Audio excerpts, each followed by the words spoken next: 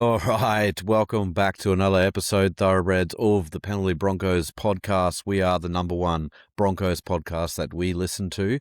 I'm coming to you from the bandwagon bar, although I probably should stop saying that because if you're watching on YouTube, we've got the little backdrops now and you can't actually see the bar. So maybe I'll drop that off, and then maybe when we evolve a little bit and I get my man cave shed, I'll take it off and we'll be back in the bandwagon bar. And if it was a bandwagon bar, fucking the way that things are going at the moment, she'd be pretty empty. I'd have to pour my own beer, I reckon.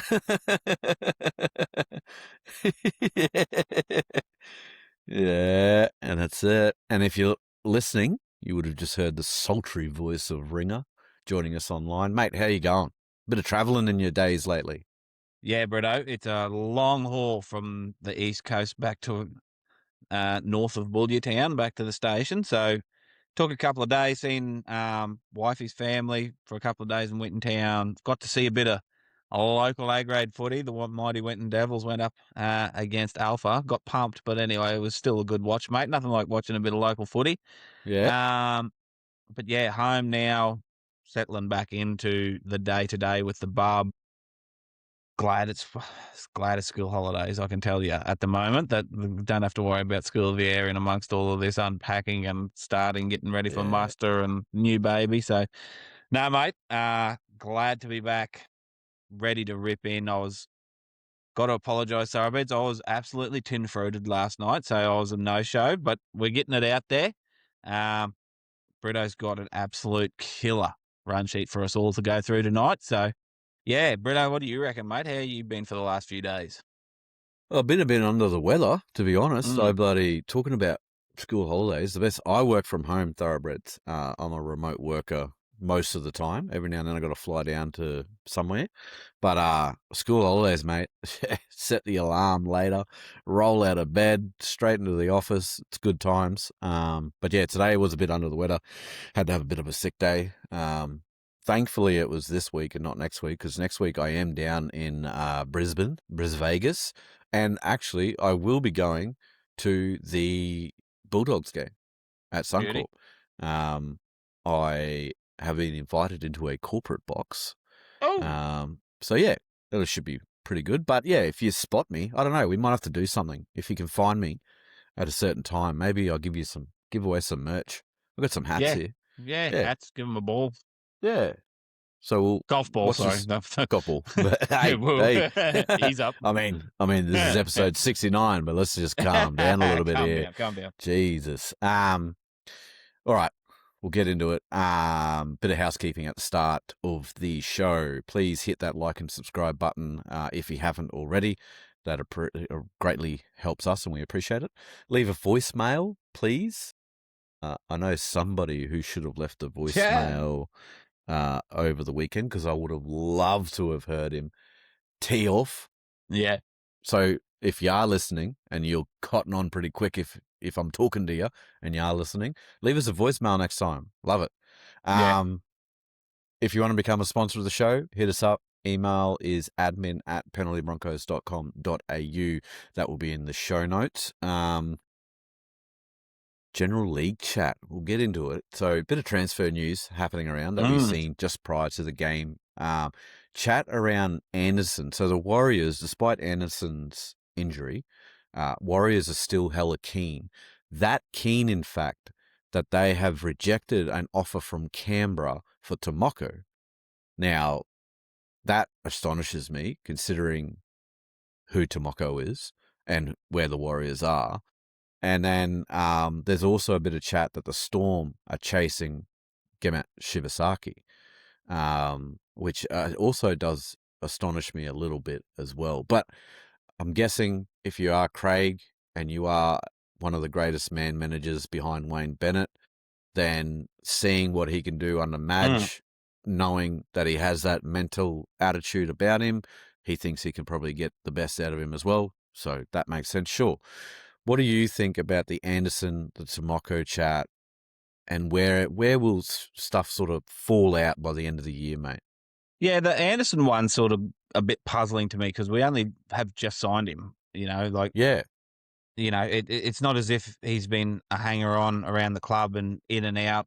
He's a player that we've just got, and in the appearance that he has made, I thought he was pretty darn good. So, yeah, that one's a bit perplexing. But in saying that, you can't keep them all. So, that there has to be, a salary cap balance there somewhere. Timoko not playing for the Raiders at the minute is wild. Yeah. Even wilder, like you said, that the Warriors didn't pick him up. Like, he's an international. He's, Yeah. don the Kiwi Centre jersey. He is a gun when he is on. Like, he's very much in the same mold as Katoni, I reckon. Like, that dynamic tackle breaker. Someone you give him the ball with a bit of space and just watch what happens. But yeah, and then the Shibble one, that, he's still not on a very big contract. Yeah. So, it's a bit of low hanging fruit for rival clubs. And like you said, Bellamy probably sees something in him where he could, get a bit of value where he wouldn't have to pay big money to beat our offer, if you know what I mean. So, it all depends, especially with him being in and out of the side this year. Like, Uncle Craig comes and puts a loving arm around Gammett and says, "Oh, mate, I can get you," because Meaney's going, see? So, Yeah, I was just about to say, Meaney's going, Warbrick's going. yeah. And there is chat that Philip Coates may extend with us for one season and head to the PNG Chiefs, which makes me wonder where Xavier is at in his career. And so she might be a mass exodus down in Melbourne soon. Exactly. And then it seemed a funny one from Melbourne, especially with them letting go of Anderson, who is a right winger, and now they're losing Will Warbrick. Like, it's a weird one for them because he's a real little trier, a goer, a very Melbourne-esque player. So yeah, it's an odd one for me to see, Warbrick going now, and they're sort of lost for outside backs. But anyway, bugger Melbourne. I don't care. I want to keep them all. I want to keep Gammett. I want to keep Grant, and I want to get Tomoko. So, that's where I land on it. But we haven't got the salary sombrero, and so someone has to miss out. But yeah, it is interesting chat, mate. Yeah. No, I will be watching that space very closely, certainly going forward to see where it all falls into place. Right. The next one will address a couple of social media comments over the weekend. Now, we're not going to call old mate out. We're not going to blast him. We're just going to talk about it because there may be a few others who do feel the same way. I believe this certain person was a bit in the throes of passion of a loss. Yeah. Proper. Deep in the sauce. I think it was about midnight that this comment came through, Yes. so deep in the sauce. But, quote, "And yet you cunts will still glaze the players because you love them. You're weak cunts. You don't have the balls to rib the players when it's required because you're playing for clicks." Let's address the first one. We will glaze the players 100% of the time. It's literally in our bio, 100% Broncos bias. Yes. We are weak cunts. I'm a weak cunt. I don't know. I can't speak for you, Ringer, but I'm a weak cunt. I'm pretty weak. Weak gutted dog, as weak gutted Sticky dogs would and say. all that. And when it comes to playing for clicks, a good rant video these days gets you plenty of clicks. Ask old JC. Ask any of the Dragons content creators at the moment. They're fucking losing their shit and getting plenty of views. So yeah, I don't know. I don't know how you want to address it, but just in case anyone out there thinks that we're going to be here to just pile on the players when they do play a shit game, we do call them out. Like, it hasn't been. We call out Shibasaki. We've called out Ezra Mem, Jack Koswelski, to name a few, with their defensive efforts. Reese, when he was rocks and diamonds, we were literally saying rocks and diamonds, and he needs to clean this area up in his game and all that. But that's about as far as probably what we'll get to ribbing the players. They don't need us. They don't need us doing that. Like, that us sitting here and ribbing them about their performance is not going to make their gameplay go any better one iota. Yeah. So I would rather sit here. I would rather glaze them. I would rather people hate me for glazing my team, which I love and I passionately support. And those comments, though, was funny because I mean, we bit back a little bit maybe, but the comments were deleted so don't go looking for them because they've been deleted by old mate. We did bite back a little bit. I think Ringer went over the top, but I'll let you take it away, mate. What do you reckon? Yeah, no, and you know what? And at the end of the day, I love the passion and the. 'Cause I've been in this bloke situation where, you know, fuck these guys. You know, they've ruined my night, whatever. Because it's the game, like it was, where even with all the adversity, we nearly got there. It is pretty heart wrenching when you lose the way we did. Yeah. However, And the addressing some, Cowboys. and it's the Cowboys, Yeah. exactly. Exactly. But anyway, like one good thing for rugby league is that we've got back to an epic Broncos Cowboys derby because we've Yeah. been lacking that for a while. But yeah, you know, won't call the players out because you love them. Yeah, it's a Broncos podcast. Guilty, you know, and Yeah. but the thing is that I take a little bit, you know, with a bit of how you're going with that is that we do call them out. Like we have constantly called out Shibba's defense and Ezra's defense this year. Jack Goz, when he was in the team, you know, it wasn't cutting the mustard. Last year, if you go back and listen through, we absolutely jammed Selwyn Cobbo and Reece Yeah. Walsh when they're having their absolute shit run there. So, you know, I think we called it out as much as we did, but as much as we need to. And like you said, though, as a Broncos based podcast who wants to see the best for the boys, I don't think jamming down their throats every week, spewing hatred is any good for anyone. Like, if you can't be positive about next week, you know, I don't understand why you're a fan. Like, that's what brings you back. You know, it's like Yeah. playing golf.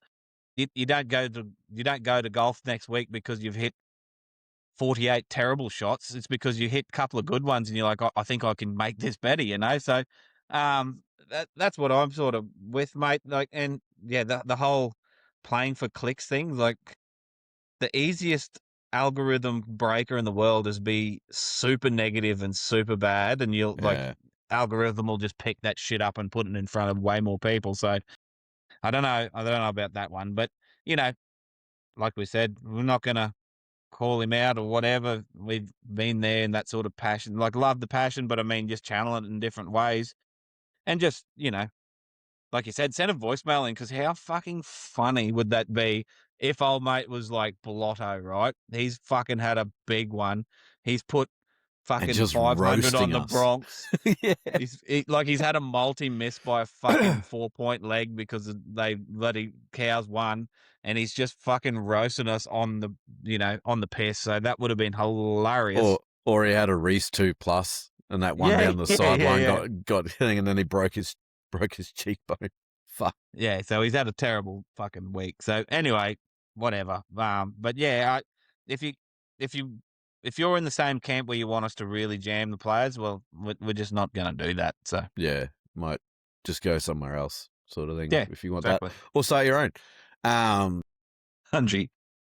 But yeah, all right, no worries. We'll move on from that. But yeah, please send us a voicemail. That would have been funny as shit. Fuck yes. We will move on to the overview of the game. Broncos v Cowboys. And so I was talking to one of the admins from Rugby League Daily, who would be Shem. Yeah. And he asked me, who do you think the biggest rivalries in NRL is? And he's like, obviously Rabbitohs Roosters. That's got to be top tier rivalry, right? And then he started going through it, and he had Broncos and Dolphins.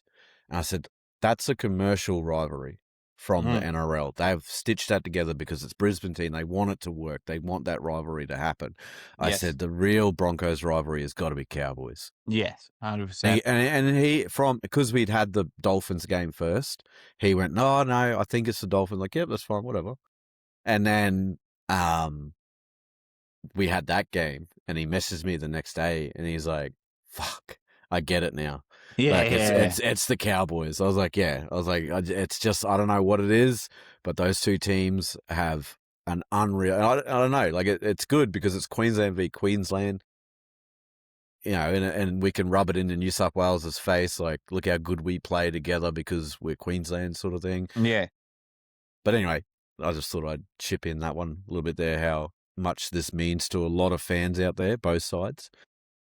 So we're at Suncorp on Friday, 45,582 or 87% of Suncorp was filled. Good effort. First half, 18-24. First half we'd lost in a while. But considering the carnage that did happen in that first half, Yes. pretty happy with 18-24 to be fair. 6 down. And considering that our second halves are pretty strong lately, I was feeling pretty confident going in. Second half, though, we did outscore them 13-11, but it wasn't enough. 31-35 loss. I tell you what, the unders got an absolute pizzling on the bookies this weekend from everyone. Yeah. Yeah. I'd be interested to see if any of them actually survived. Possession was 46% to 54%. Cowboys got that one. Completion rate, 86%. We got 32. We completed 32 out of 37. They completed 34 out of 40 for 85%. Average set meters. This is ridiculous. Yeah. We got 47.15 meters, which would be great in any game, except the Cowboys got 59.07 as their average set meters. And, like, I have seen a couple of comments online saying how Walsh, Renault, Hunt, like, our attack is gone, yes, but they're not the reason we're missing tackles. And I think people are a bit separated. Naive is probably the best word, is how good an NRL team is. What level, the minimum, even the Wooden Spoon, even the Dragons right now. Like, you could probably argue a couple of cup teams might put it to them at the moment or whatever. But until you watch them play somebody like a club, like a local team or country footy or whatever, you don't understand just how potent their attack is. And so when you got someone like Scott Drinkwater sniffing around, Tommy Dearden, Helam Lukey, who's on an absolute tear at the moment, and Chester, like, they will, and they spotted us straight away. Where they knew where we were weak before they headed into that game, and then it sort of opened up a bit. So 31 points, I understand that some people might find that disturbing, but the fact that we did go with them and we did gunsling with one of the better attacking teams on their day. Yes. Pretty happy with that as well. Tackle efficiency, 86.62% versus 89.84%. We made 356. They made 327. We missed 33. They missed 29. Our ineffective, though, was 22. So that can be put down to shit defense, but it can also be put down to our scramble defense. Going gangbusters as well. So split that whichever way you want. Ineffective for the Cowboys was 8, so they, hit and stuck pretty much. Errors. It's good to see the errors low on our end. We only had 5. Definitely. We only gave away 4 penalties, so we're still under double digits there. The Cowboys gave away 5 penalties and had 8 errors. We had 4 ruck infringements. They had 2.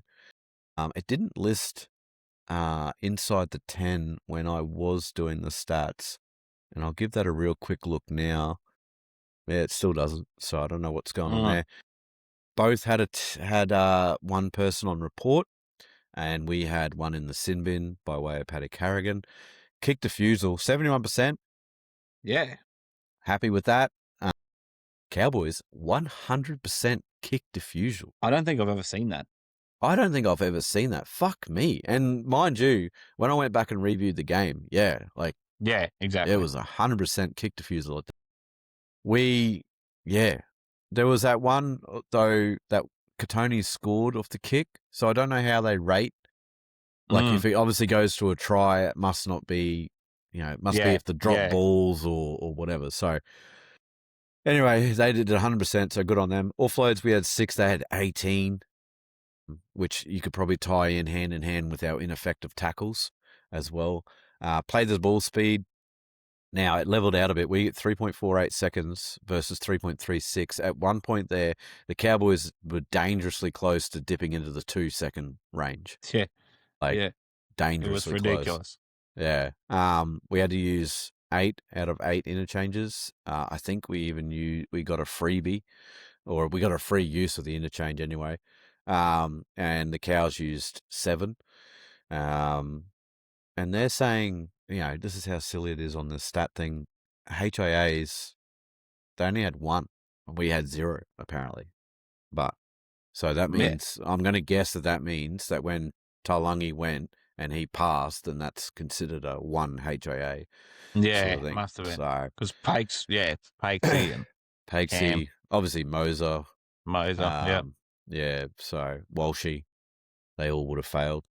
All right, we'll get into it then. Anything you want to say before we kick off, Ringer? Oh, yeah.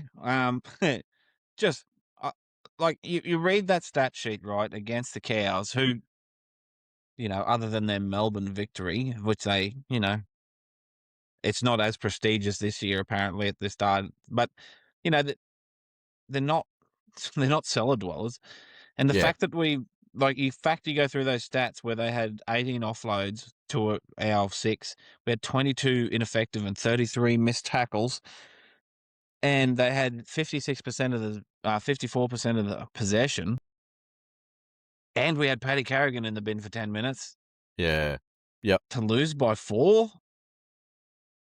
Yeah, like I'm not mad at it. I'm sorry, thoroughbreds that want you to go crazy, want everyone to go crazy. I'm just not, like, I was fucking devastated when they scored that try at the end. But I mean, yeah.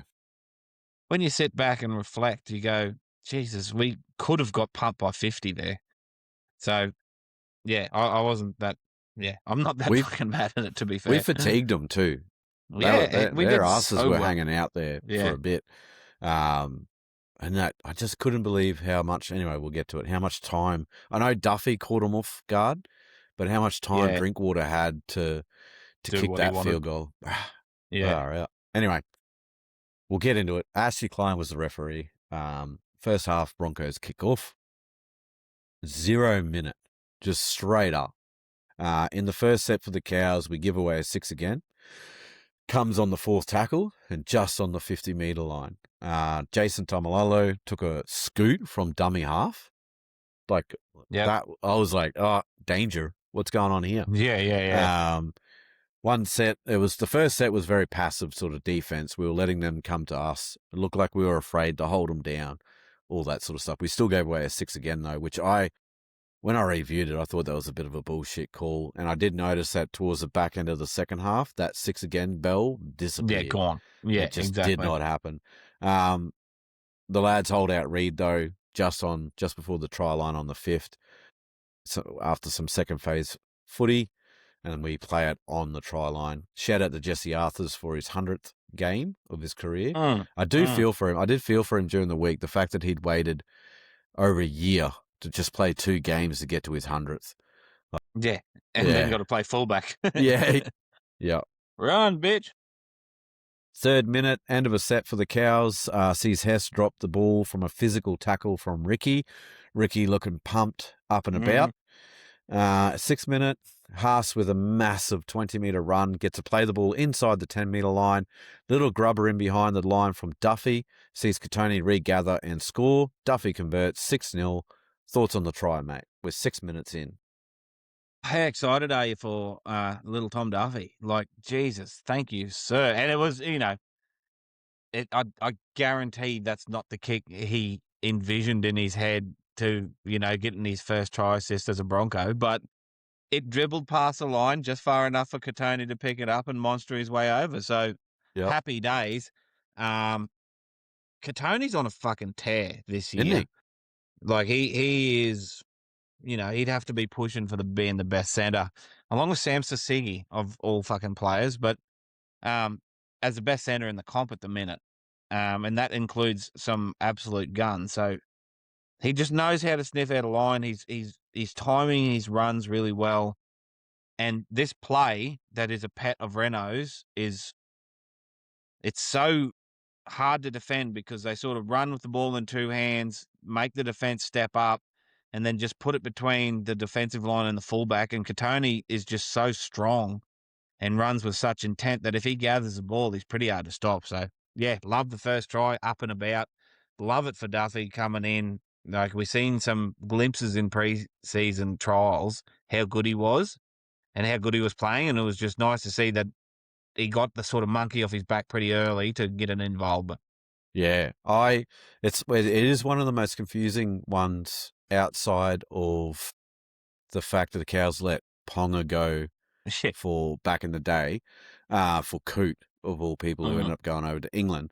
Why the Cows let Duffy go? I still don't understand it. It's probably like why Yep. the Broncos let Dearden go, to be fair. Yeah. Just couldn't. Um, Yeah. yeah, so nah, pretty pumped for the lad. Pumped for Katoni as well. I think he just he deserves the Origin spot, but I just don't think he's going to get it. Yeah. I Exactly. just they'll refuse to pick him for whatever reason. I mean, they didn't even pick the best forward in the league last year, Yeah. outside Payne Haas. But anyway, that's not our Exactly. dilemma. And we hope they don't pick him. To be fair. Yeah, yeah, that's it. No, overall, I thought it was great. 6 minute, I was like, this is we get out to a lead here. Let's Yeah. rock this shit. Set after points though, a knock on the second tackle from Brendan Piakura. Cowboys with an attacking Yes. set. Disappointing error. Very, you could tell that was everyone knew what that was. 7th minute, Haas rakes the ball loose. Set restart for the Cows. 30-meter out. Oh, Payne. After tracking his stats against the Titans, and then now he's a bit of a fiend for the old rake of the ball. He loves it, eh? He loves it. Loves getting in there. Well, he's a fucking large human, mate, and if he gets the hands on the ball, he's thinking, Yeah, I should could I? easily rip this out, Yeah. eh? Yeah. This is mine. It's our version of Munster, I guess. 8th minute, Cows get to a kick, but it is diffused by Karapani, who uses some hectic footwork to get out. He snapped my ankles, and I was sitting on the couch. Yeah. Jesus Christ. In that set, it was interesting to know, though, just before the kick, Shibba was all over Drinkwater on a play. It was a great defensive read. He shot straight up. As Drinkwater got the ball, Shibba was hitting him, and I thought, shit, yes, like he's on. He's Yes. turned a page here. We'll see how this goes. 9th minute, Broncos set starts from the 5-meter mark, and the boys start to truck it out. Short side play from Duffy as he sends Ricky down that right sideline on that superb little run. Sideline Broncos send it left, but Shibba drops it. So that's right. So Ricky makes the run. They get the play ball. They shift it out to the left. Shibba drops it, and just releases so much pressure on the Cow. Like, that was a try. If he had caught that 1-on-1, he gets an offload. Josiah does the rest of the work, sort of thing. But he did need to take 100%. that. Little note though, Duffy to Ricky. That could be Yes. a absolute potent little combination next year, because all throughout this entire game, it seemed to me that Duffy loved the second rowers or a front rower running short ball more than what Renault does. Yes. And we got some thickies now. We can use them, and I'm pretty fucking excited about it. I do feel sorry for Pezzett. I don't know if he gets a run next year. You The want way to pick that up his he's game? The poor old yeah, Eels are just falling into a fucking heap. poor bastards. And he's got I forget what injury he's got, but anyway, we'll see how that plays out. 9th minute, still in the 9th minute, sorry. Carrigan with what looks to be a huge hit on Chester, and he fucking folded him, is sent to the bin for 10 after a replay shows forceful contact with the head. Carrigan looking at 2 games on the sideline with an early guilty plea due to some carryover points. 3 games if he fights it. It has been released since then that he did take the early guilty plea. He will be missing 2. Mate, thoughts on the sin bin? And I'll get to my points that I've got here, because I am even more adamant that this should be the rule change. But your thoughts on that sin bin? Yeah, it's unfortunate because it was a good shot, but player gets low, direct shoulder contact to the head. Like, you're not going to escape the bin. But Chester didn't go off either, so what the fuck? And I can't wait for you've got it written here what you're going to say, and I agree with it wholeheartedly. So I'll let you get straight into that. The only thing I'll say is that the 9th minute may be the fucking shittest time to lose someone for 10 minutes ever. Like in the context of rugby league, because everyone's got their 10-minute bashing out of the way, and then they've got to get through the middle of the half doldrums without, Yeah. a man down. Shocking timing. And Paddy has this in him where he's not overly, like, he's not a stupidly aggressive player, but he's trying to make a difference, and he's seen an opportunity to maybe, you know, not take out a player, but like, hurt someone and get the ball back for his team, and it just slips up. And so, but if you're going to lose him for 2 weeks, why not now when everyone else is out? Like, we'll all get a rest at the same time. Fuck me, aren't we going to be dangerous when we're back to full strength and fully rested? Yeah. Jesus Christ. Doesn't help that Chester runs with his head first too. Yeah, exactly. But anyway, who gives a shit? You're supposed to tackle them however they run. So, but no, my thing, and I said it earlier on, I think it was maybe the second episode of the year. I believe that if a player who is hit needs a HIA, then you need to go off into the sin bin for either 10 minutes or however long, because I think the HIA thing's 15 minutes. 15, yeah. Yeah. So you go off for 10 minutes or however long it takes for them to return, whichever one you want to pick. Yep. If they don't return, if they're ruled out, obviously you do 10 and you come back on. Yes. If the player who is hit stays on the field, then you put it on report and the judiciary deals with it later. Yes. I don't know. Let us know your thoughts, thoroughbreds, in the comments on that. But there's probably a hole in it, probably a massive gaping hole. You're all sitting there screaming at me at the moment about it. Let me know. But I think that that's the way forward. It stops that whole, oh, well, I just got tapped on the chin, so I'm going to go down. Sort of like, I reckon it will help stop that sort of stuff. Yeah. But yeah, do you got anything extra to add on that one? Yeah, mate. It's funny how you can get banned for forceful direct contact to the head, yet that doesn't mean that you need to go for a HIA in this day and age. Like, but the stupid thing is, I don't really disagree with the sin bin these days, but Chester had to go for his HIA. That's like, how can you on one hand say direct forceful contact with the head with your shoulder, but you don't need a HIA? That's weird. That's not what I mean about that. Not weird per se in this game particularly. It's bad for the game going forward if we don't get on top of this HIA stuff for head injuries, after retirement and someone starts suing the game. Like, we need to have a bit more duty of care, I think. And especially like you said, why isn't there a 5-minute HIA test? Like, the 15-minute stand down should be for Cat 1, Cat 2. Surely there's another category. If old mate's fine, he's fine. Like, well, I think we're all pretty happy with that. But the 15 minutes thing is the reason why coaches and trainers don't pull these fellas off. If you had a 5-minute protocol where you go, right, mate, are you good? Here's your questions, or here's whatever tests they need to do. And if they're firing, that's fine. But I mean, because some people have harder heads than others. I'm sorry.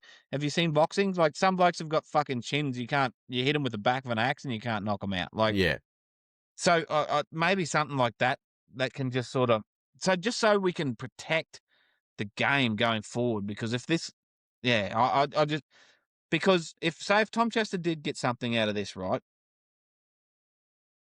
And God forbid, whatever we definitely don't want. But what I'm making a point is that if something happens to Tom Chester's brain, and surely his attorney would go, well, this player got sent out for hitting him for direct forceful contact to the head, and he wasn't taken off for an HIA. Like, you know what I mean? Like, that just sort of makes sense. But anyway, especially when Taulagi gets sent off for a HIA, and he was like, "What for?" Yeah, they'd have found the vision. He did get a bit of a knock, and then same as Reed. Reed copped an elbow. Yeah. And they look. Reed's was worse than Tuolangi's. Yeah, but Chester's was worse than Reed's. So Chester got folded, and it was straight for the force went through his head into his body.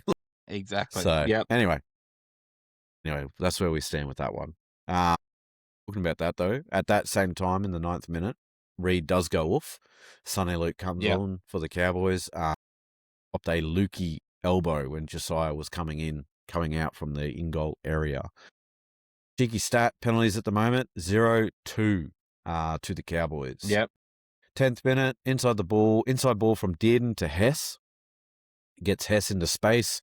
Great cover tackle from Pakesy, shuts that down. I just put that little Great note in cover there tackle. because people have been sleeping on Pakesy's defense, so I thought Yep. I'd note that one. 11th minute, Duffy kicks the ball from about the 45-metre mark, and Tuolungi catches it just before the try line. It's just fucking got a kick on him, hey? Yeah, It's big boot unreal. for kid. Gets us out of trouble. Fast as fuck play the ball from the Cows is cutting us apart, is a note that I've written there. Great note. Yeah. 12th minute, Pakes plays at a grubber, but regathers, giving the Broncos a fresh set just over the 30-metre mark. Payne in a mood early. He was skittling. He was doing all sorts of things. He's not human. He is a cyborg. Confirmed. Terminator. Oh, and then 13th minute, Drinkwater defuses a short side bomb, runs sideways into a hole, opens up between Ricky and Staggs, offloads to Purdue, beats Arthurs to score. 95-metre try, almost untouched. Staggs would have been absolutely filthy with that effort and the way that it unfolded. Broncos did have a line set. They were coming up. Just wasn't good enough for Drinky. Clifford converts. Score is 6-all. I was going to write, I have got Carrigan. I was meant to write how long he'd been in the bin for, but obviously 9-13, he'd been in for 4 minutes and they'd scored a try. Mate, just give you thoughts real quick on that try, like with the defensive effort there. I know they would have been disappointed with it, but it is what it is. What do you reckon? Yeah, 12 on 13, but it was disappointing, especially when, like you said, we got to a point where we weren't in so much trouble, and for that to, like, a long range try happen, that's nearly the worst possible scenario. Like we didn't take any minutes off the clock by just trying to hold them down their end for them to beat us up the other end or whatever. To run straight through and score, only 4 minutes with Paddy in the bin, through two of our, A-grade defenders. Better? Better defenders. Like, it's pretty hard to cop. But it didn't happen again, thank God. But let's be honest, Drinkwater is like you're playing rugby league live and you've just gone fuck the defense and just gone all attributes to attack. Yeah, So exactly. He's a bit slippery. He's slippery, right? Set after points. Yeah. Set after points, Cotter puts Clifford through a hole between Duffy and Staggs. Ricky was caught in the previous tackle on Hess, so I don't know if that sort of disrupted the whole link there. Clifford will flows back to Cotter. Arthurs and Mariner wrap him up. Cows push on. Kai O'Donnell attempts to crash over, but Staggs and Ricky hold him up. Cows spread it right on the last after the restart, and Labart goes over in the corner. Carrigan has 3 minutes remaining. We've let in 2 tries in that time. Clifford converts. Score now is 6-12. Then the set after those points, the Cows go 77 metres, get a kick, which is challenged by Arthurs and Clifford. Clifford knocks on. So we get out there. I think Karapani cleans it up and we kick on. Cheeky stat. Since the sin bin, completion rate has been 67% to the Broncos and 100% to the Cows. Run meters, so this isn't even 10 minutes gone by. Run meters, we've done 141, and they've done 371, which is plus 230 on us. And just goes to show how much fucking ball they had. Yep. 19th minute, Carrigan comes back on. In the 20th minute, we make our very first interchange. Xavier Willison on, Corey Jensen off. And it's like you were saying, Ringer, the 9th minute, split prick of a time to get somebody in the bin, because we usually do our first interchange at 20. Well, now you've got this extra defense going on. That lad Jensen, it's normally always Jensen, his ass is hanging out because you don't want to do an early interchange because that just fucks the rest of the game plan, basically. Yeah. And because of what we know now with what did happen with the injuries and all that, it could have absolutely upset the apple cart. But yeah, good on Corey for holding on for 20 minutes with a man down for half of that. So props to you. 22nd. In the 22nd minute, Drinkwater puts Chester through a hole. Arthurs wraps around, wraps him up in a good legs tackle. Cows with 2 more tackles remaining, juggle it around for a bit, end up putting it to the boot, which pinballs around off some people, bouncing all that sort of stuff, ends up with Ezra.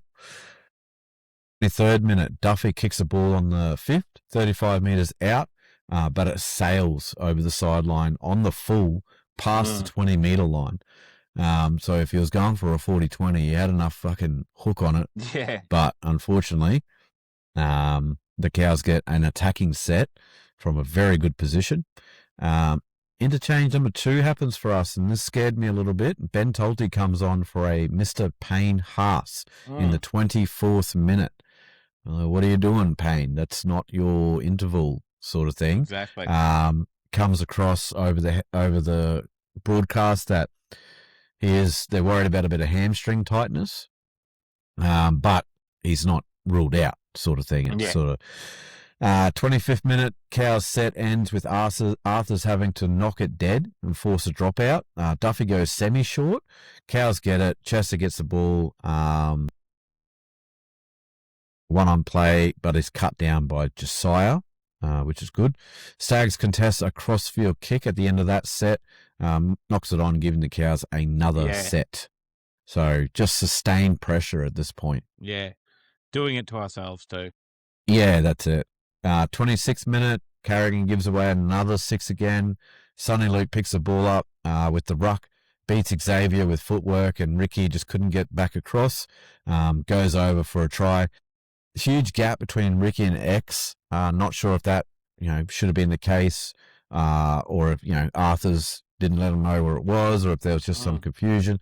The broadcast did say that Carrigan went the wrong way at marker, but at the end of it, I don't think Carrigan was going to do anything because he got on the other side of Xavier from there. So yeah, I'm not putting that down to Carrigan. I'm just putting that down to great footwork and a bit of confusion on our part. So, that's where I've got it. Payne Haas off, being worked on by the medical staff. Official word is hamstring tightness, but he did get on the bike straight away, which exactly. I warmed down, sure, but it didn't seem like it was that. The set after those points, the Cows make 62 metres to get to a kick that is contested by Arthurs and Lukey. Lukey knocks on. Josiah cleans it up again in that case. 30th minute, head-high shot on Tolte from McKaylee. Gives the Broncos a set on the 20-metre line. And what do you know? We get an opportunity. 31st minute, after Ricky tries to dive at the line from a dummy half range, Broncos spread it left for a bullocking run from Piakura. Ezra gets it short side, who throws a brilliant cutout pass across the face of Shibba. Karapani scores. Duffy converts, 12-18. Thoughts on the try, mate? Yeah, well, we weathered a hell of a storm there, right from the Duffy out on the full. And, I'm not blaming the kid. He's played 6 bloody games, but I'm sure that's something, we're not even in this game without him, so I'm not going to bloody bludgeon him for kicking it out on the full. It was a mistake. But we weathered that storm, luckily. We sort of got away with what could have been something terrible. They could have put 2 or 3 tries on us. With the Katoni knock on, like he should have taken that. Like, I think our back 5 need to just calm down a little bit on these fucking takes that they're trying to make when the ball goes up. Like, they seem to be screaming from 25 metres back and trying to take bloody AFL speckies instead of just trying to take the ball. But yeah, getting to this, I loved it from Ezra to shot it straight down that short side again. It was a absolute peach of a ball. Reece Walsh bloody-esque. Exactly pinpointed on the chest. So, loved it to see that Ezra took that sort of initiative. We know he's got this in his game. And then Duffy kicks it from the fucking way out wide. Kicks it well, too. Katoni, what the fuck, bruh? Last week. Yeah. Yeah, so, happy that, happy for Ezra to sort of get himself into the game. Happy for Duffy to convert because, you know, only being down by 6 points at the moment, it's pretty handy stuff, I think, considering how much how much we've had to contend with. Yeah, that was my big take. Is that after that out on the full, the amount of shit we weathered, and it, like you said, doing it to ourselves, Yes. and then as soon as we get it sniffed down the other side, bang, we're in. So danger signs there for the Cows. Keep them on their toes. Set after that, set after the point, sorry, we gained 44 metres, kicked on the 5th, 45 metres out from the Broncos line. Drinkwater takes it on the 10, and then is tackled 15 metres out. Carrigan's leg is held by Kai as he tries to play the ball, but we can't buy a 6 again. No. I thought that was a bit rough. Like, I know it was on 5th, so they would have had to make a pretty big call, like quick call for us before we kicked it. But, I mean, that's a fucking 6 again every day of the week. You cannot come up with the leg. You just can't. Yeah. Yep. But anyway, and I also, there is a note, I'll get to it now. Duffy's kicks are almost too big in the fact that the kick chase can't keep up with it. Yeah. Like, we're letting them get a bit of run of steam up before they get to the defensive line. But anyway, that's a good problem to have, I guess. 24th minute now, did put Lukey through a gap between Ezra and Shibba. All flows to Drinkwater, who runs the rest of the way to score. Clifford converts. Score is 12-24. That left edge, the left edge, just again, they would have identified that in tape coming into the game. And the way the Lukey's going at the moment, you can't do that. Do you want any thoughts on that, or are you just going to repeat what I said, mate? Pretty much, mate. It's discombobulated. That left edge has been a problem all year. Yeah. Even with the boys there. And mind you, Lukey's a fucking gun at the moment. But yeah, it's not good enough. We really need to lock that down somehow. Yeah. Interchange number 3, Haas comes off on for Piakura.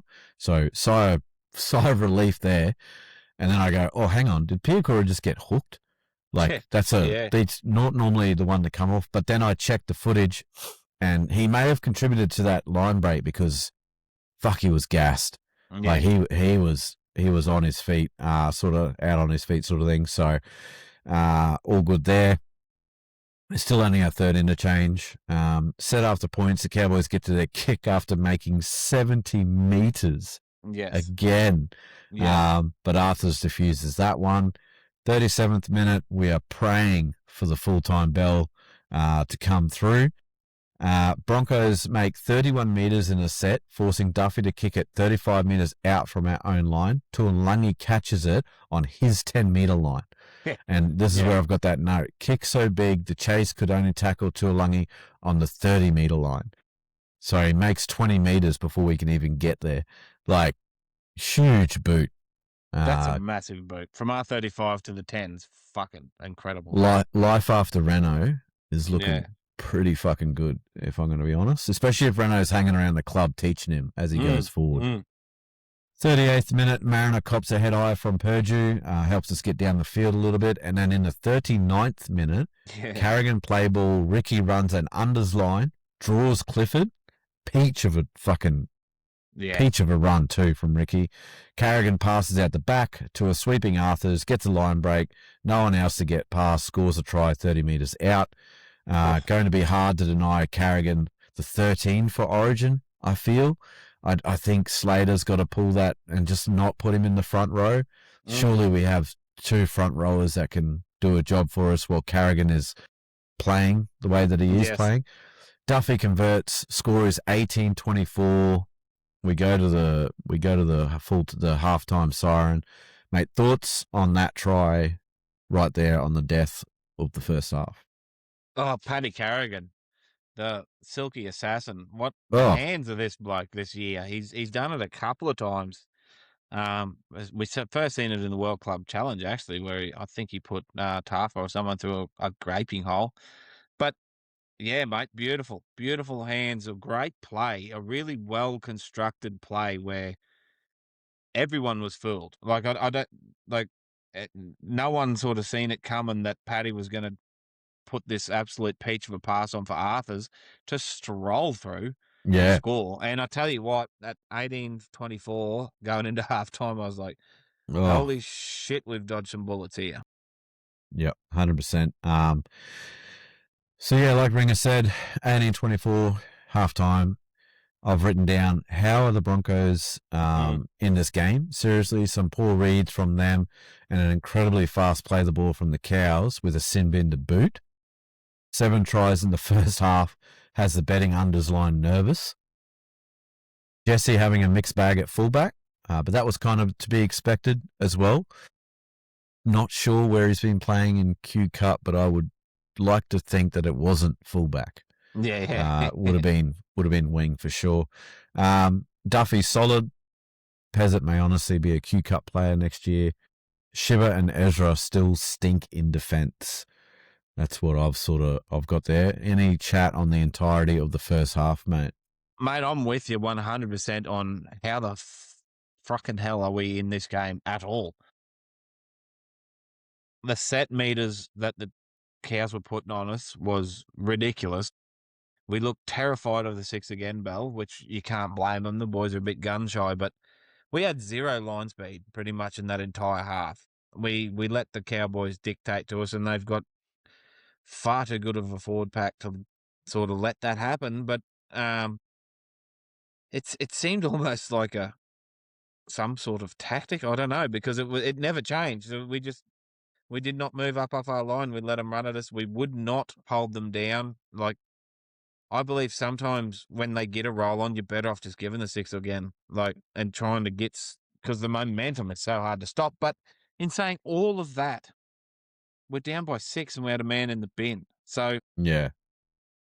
you got to give it to the scrambling defense of the Bronx, and especially that period after Duffy kicked it out in the full when we lost the ball, Katoni dropped it, and we had to defend.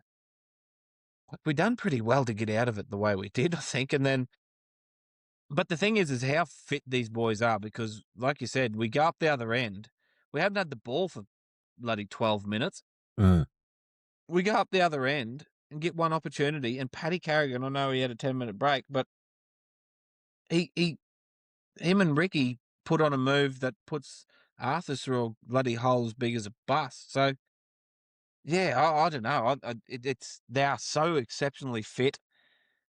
But yeah, the defensive stuff really did sort of puzzle me, why we weren't a little bit more aggressive in our defense. But I don't know whether they're just terrified of the 6 agains and getting more momentum stacked on you. But yeah, it was noticeable, wasn't it, how much we were just letting them come to us. And like I said at the start, what the average set meters that they ended up getting. Yeah. At the first half, their average set was 56.54. And so it only got worse. So we didn't get any better. And their average play the ball speed in the first half was 3.09 seconds, which is ludicrous. Ridiculous. Yeah. Ludicrous. Couple of key stats just to call out. Karapani topped our team with 10 runs. Arthur's had 137 meters. Post contact was Haas with 33. Line breaks, Arthur's, Karapani, Ricky all with 1. We'd used 3. They used 4 interchanges. Completion was 76% with only 42% possession. Tackle breaks, Arthur's, Karapani, Mam, Haas, Carrigan had 2. Offloads, Ricky with 1. Tackles, Pagesy was at 25. Ricky was at 23. Missed tackles, Shiba, Mam. There we go. Yeah. And Duffy with 3. So they were the top ones. Duffy, I don't give a shit. It's your first game of first grade in quite a while. So, the speed's going to be a little bit different. Like, calm down. Yeah. Ricky was doing an amazing, I think you said that. Yeah, Ricky was doing an amazing job at fucking protecting Ricky, we might find the clip maybe, but at one stage there, Ricky made a one-on-one tackle on Taumalolo, stopping him in his tracks and holding the ball and putting him on his back. It was fucking impressive, because JT this year is winding the clock back. Like, you got to give credit where credit's due.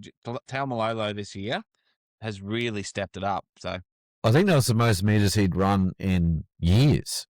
Yeah, I feel like it was we years. love gifting that to him. Yeah. We'll play you back into form, JT. Yeah, exactly. Right. Yeah, we good at it. Errors, Stagg, Shiba, Piakura, Duffy with one each. Penalties were Haas and Carrigan. Get into this second half. Cowboys kick off, 40th minute. Second hit up after the kickoff sees Willison cop a head high from Griffin Neame, who is put on report. Huge opportunity to start the second half. Broncos get the fifth tackle, but for some reason ends up with Arthurs to kick it, who puts in a dismal grubber that is cleaned up by Griffin Neame. Now, dismal. Good work. It was terrible. Duffy was tackled on the fifth, right? But where was Ezra? Yeah, exactly. And like you could see, Pakes was looking around, like, what am I doing here? What are you doing? Yeah, Ezra's set up two men over deep on the left. And so he had no choice but to, Arthur's is there, bang, we'll go short side. Arthur's put a kick in. I thought he did quite well. Like, sure, they had to work it out from a corner just off their line, but fuck, we had him on the ropes early, and just like a higher kick would have been better. But, and it's that attention to detail that we've been talking about for Ezra for a long time now. It's like, mate, you're the dominant half in this game anyway, like the most experienced. So when you see Duff take a run and get tackled, get over there and get ready for a kick, because anyway. And I don't know if Pakes was in the tackle evident with Griffin Neame, and he was looking around. Now he could have just been looking at the ref to see when to get up and when to move and all that, but I swear he was looking around to see where was Ezra. Yeah, like that's the look. The look that he was looking was like, where the fuck was he? Oh, there he was, sort of thing. But anyway, 43rd minute, Pakes cuts down Tuolangi, cops a hit from Ricky in the tackle. No Pakes at dummy half for the first three tackles of the Broncos' next set is what I noticed. I think he went and hid out on the side, and I think he gave the doctor no choice. Like, the doctor had to call it. Independent doctor calls for Pakes from the field for a HIA, which he ultimately fails. I still haven't found if the Broncos are challenging that or not. Yeah. Apparently, he passed the HIA initially. It did not look like a Cat 1, did it? No. He was definitely dazed, so don't get me wrong. Dazed, but I mean, I've seen, like, once again, just stayed on the field. So yeah. How do you go from that to a Cat 1 from Pakes? Anyway, but whatever. Like, if we're looking after the players, fair enough, as long as they got it right. So, I don't know if we're going to challenge that or what the go is, whether he'll be allowed to play against the Tigers. Moser comes on, and I'm genuinely excited. And unfortunately for Moser, this is before he got the injury and everything. Unfortunately, I was thinking you need to play a great game, because everyone has been calling, why are you not in the team? We need Moser. Why is he there? Why did we sign Pakesy? Why are we doing all this stuff? Moser is meant to be the next Cam Smith. Yeah, like all this stuff. I was like, unfortunately for you, you need to have an absolute cracker. And I tell you what, he fucking started so well. So good. So we rave about Pakesy and his service from dummy half. It's like Pakesy never left. Moser was zipping that thing from the ruck straight onto people's chest, straight to where they wanted it. He had footy smarts about him. There was one instant there where he was in front of the play the ball. There was a loose ball, and he just straight away went and communicated to the rest of the team, I can't touch it, I'm out. Yep. Somebody else come in. I'm like, footy IQ. Great footy IQ. And just not giving a shit either. Like, the JT thing wasn't the only one that he went in for. He went in for a couple other big boppers by himself. And stopped them all too. Yeah, and I was talking to Langers. I helped Langers move house. That's why Langers isn't here either, ladies and gentlemen. Yucky. I think he's away at work at the moment, but I did help him move over the weekend. But he's like, Moser obviously sees something in himself that I don't see, because there's no way in the world I'd be standing in front of the people he was standing in front of. Exactly. So, 47th minute, Broncos don't contest the kick, and Chester gets a ball away to Lukey, who was held out. Another set that the Broncos start on the try line. This time, however, we make 69 metres through a Mariner run from a Willison offload. Man, chip and chase on the 5th was probably not the right play for that one.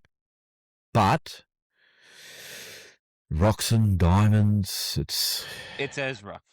yeah. Like, I Yeah. think we've just got to come to grips with it. Like, once again, we're not in this game if Ezra doesn't do what he does to get us the points that we needed to. So it's sort of, if he's like, not yeah, throwing sometimes you just want to get them. Sometimes you just like dribble it out 5 meters out from their line and just let's set our defense and see what happens, But mind That's you, it.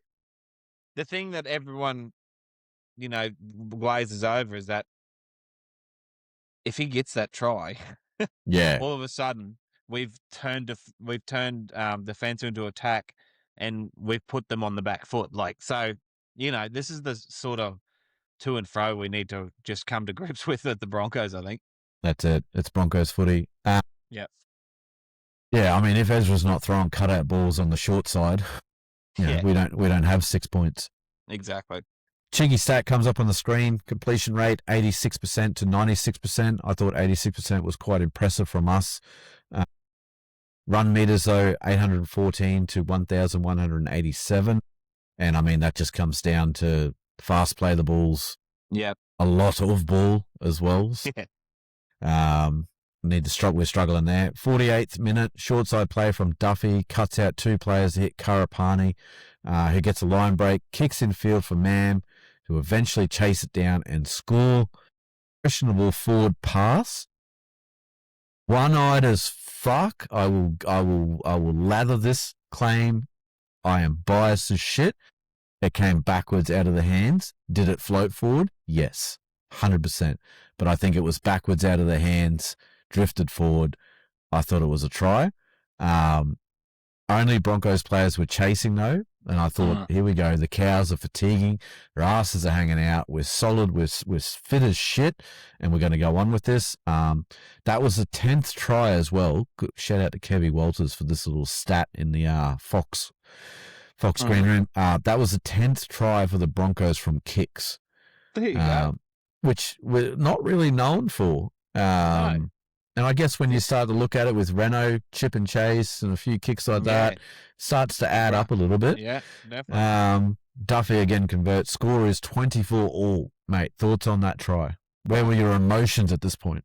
High, and we were up and about at the father-in-law's house, and trying to keep myself subdued and not swear too much. But yeah, mate, I'm fucking sick to death of blatant forward passes getting let go, and then these ones where people jump up and down about. It's like, no, there's this thing called momentum. So if he passes it on the line, it can go backwards, but because he's running forwards, the ball's going to, like, it. I don't think it was forward. You see so many shitty forwards, and I'll give it to the Cows. There was one that they got called, which was fucking ridiculous. Yeah. But, like, I think they overcomplicate it. Sometimes it's forward, sometimes it isn't. Like, the ones out of dummy half, nearly every game, I reckon you could pick up 8 or 10 that are forward from fucking dummy half. Yeah. Props that don't need to be. That one wasn't forward. Love the intent from Ezra to chase that one down. Like, once again, you sleep on his speed, and the patience to wait and jam that ball down, because I was worried that, they're hard ones to get right. Yeah. Those tumbling balls when you're at pace, but he smashes it. So yeah, great try. And to be level pegging at this stage, like, how? Props to Wilson too for chasing it down as well. He wasn't far off it. I think he knew Man was there too. He's like, nope, you can do it. Yeah. I believe that's Mr. Gilmore's. I'm like, fucking get out of my way. Yeah, you would have heard the footsteps coming. Jesus Christ. But no, it was good. It was a good little try. I thought we were still attacking when we could. Long range too, which was also impressive. The fact that we wanted to do it. Duffy involved again. Loving it. I'm just loving everything about it. Mick Gronk was a bit quiet in the chat.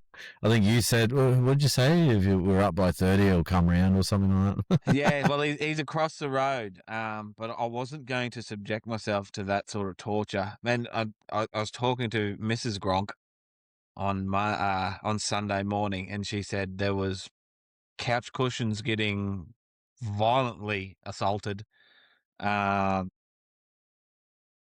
This is what Things we. in the inanimate objects were getting hurled and elbowed and kneed and UFC chokeholded out of submission. She's like, it was a good place not to be at this stage. I was like, I'm glad I didn't come over for a watch party. That's what I mean, Thoroughbred. You can do that shit in the chat because we got it in our fucking group. It's here. It's here. We live it. We live it. Yeah, that's it. All right, the set after those points again. 44 meters seems to be our magic number. Yeah. We get that kick on the 5th. Moser not afraid of contact is what I've written there. Little did I know. Later. Fucking hell. 52nd minute, calamity of errors. Drinkwater loses control of a pass that is deemed to travel forward. From the scrum, Katoni then loses that ball. And I think that might be the one that you were talking about. Yeah. That I didn't think it was forward either.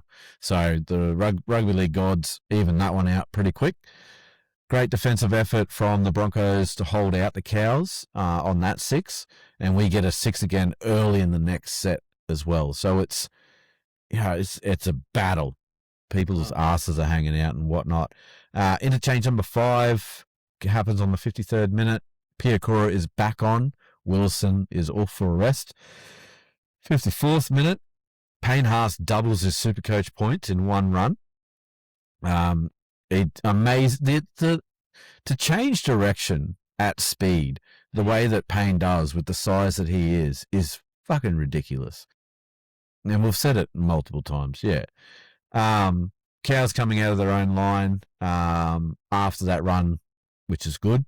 We're putting a bit of pressure back on. 55th minute, Moser plants himself in front of a rampaging JT, cops an elbow resulting in a HIA.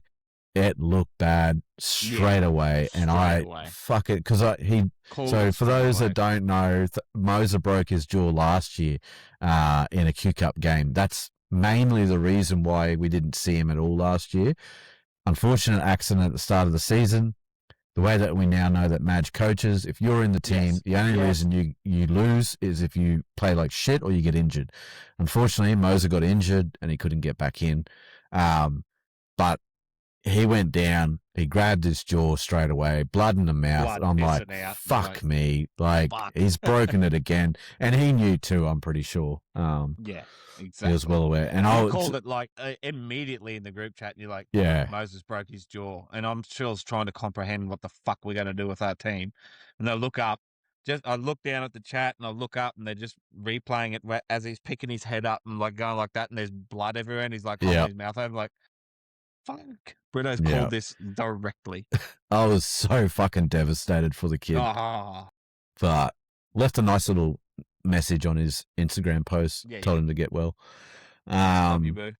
That's it. As it stands, we have a debutant at 7, Arthur's at 1, who is a winger, Rogers at 9, who is a Q Cup 6. And so Mam is the only original spine member. We have no backup on the bench other than Hayes Perham. That's it. That's the only other person that didn't get on. And Tafar not looking likely to make the field again, purely just because of what was going on. And this will be like the 3rd game that he's been on the bench and didn't make. Like odd. Like I don't know what's going on there. Why? Okay, if you're not going to play him, Madge, why don't you put VJ Seymour on the bench? Yeah. For another big rig. You know, I don't know. Like, because I honestly thought this is a game to have him. Tell him to just go ham in the middle for 10. And because, like, I know we had HIAs, but yeah, I don't know. Get on there and just go and do some fucking crazy shit in the middle. Tackle your dick off. Do what you can while, we'll try and sort out the rest of our fellas out. But anyway, it's Madge is just pretty confident in leaving him on the bench. But hopefully it's not a depth issue, but it may be. Maybe. Right, and talking about forward passes from dummy half, holy fuck! You can tell Rogers is not a 9. There was some bad ones that he threw from dummy shockers. there. Okay, we get to the first controversial thing real controversial. 58th minute. I love reading my notes back after a review. Fuck this rule. Just fuck it right off. This is shit. At the end of a 7-tackle set, the Broncos put up a kick. Ball comes loose in the contest and Piakura looks to score. Bunker rules that Drinkwater stops competing and therefore it is a disruptor penalty. Now, the fact that the NRL has to come out mid-round to clarify the ruling to the referees is a fast, and it's unacceptable in my opinion. And I think this is the dumbest rule ever. I understand why they brought it in, because people were just running downfield, whatever, jumping up and taking out people who were generally trying to contest for the kick. I get it. But what you've done is good in intent, but it's just execution. It doesn't work. I'm a big fan of aerial contests. Like if I can have two elite wingers going up for the ball, one trying to score, one trying to defend, I love it. It's brilliant. I think it just brings another realm of athleticism to the game, which, to be fair, that's probably what separates us really from Union and League. Yeah. Union, you have so many more opportunities to get the ball back. So many more. You have lineouts, you have actual scrums, you have contests in the air, you have rucks, mauls, the whole lot. The only way you get a ball back is if the ref gives it to you. Yeah. Or the other people kick it out or lose it or whatever. But even then, when was the last time you seen someone spill the ball and the ref go, righto, let's just see how this goes. Yeah. The ref goes, bang, knock on, we'll come over here, we'll stop play, we'll do a little chicken scratch here, and then we'll keep going again, sort of thing. So I like the idea of trying to get the aerial contest back. I just think that they've absolutely fucked it up by doing this bullshit. He was always going for the ball, Drinkwater. And so Cows supporters, I am giving you one here, much to my fucking disdain.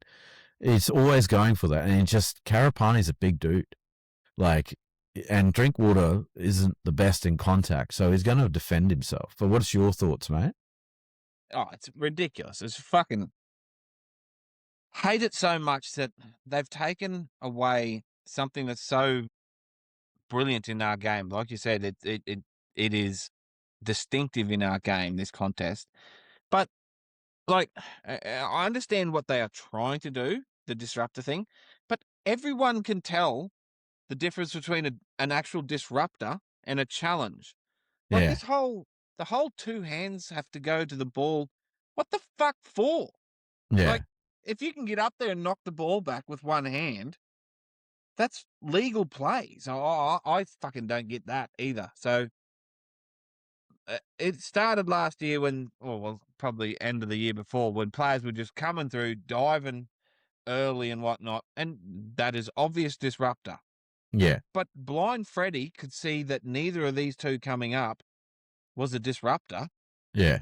Fucking Drinkwater was looking at the ball, going to take it, and was like, oh shit, I'm not copping this in the chin. Yeah, hang on, I've just got a shadow coming over me.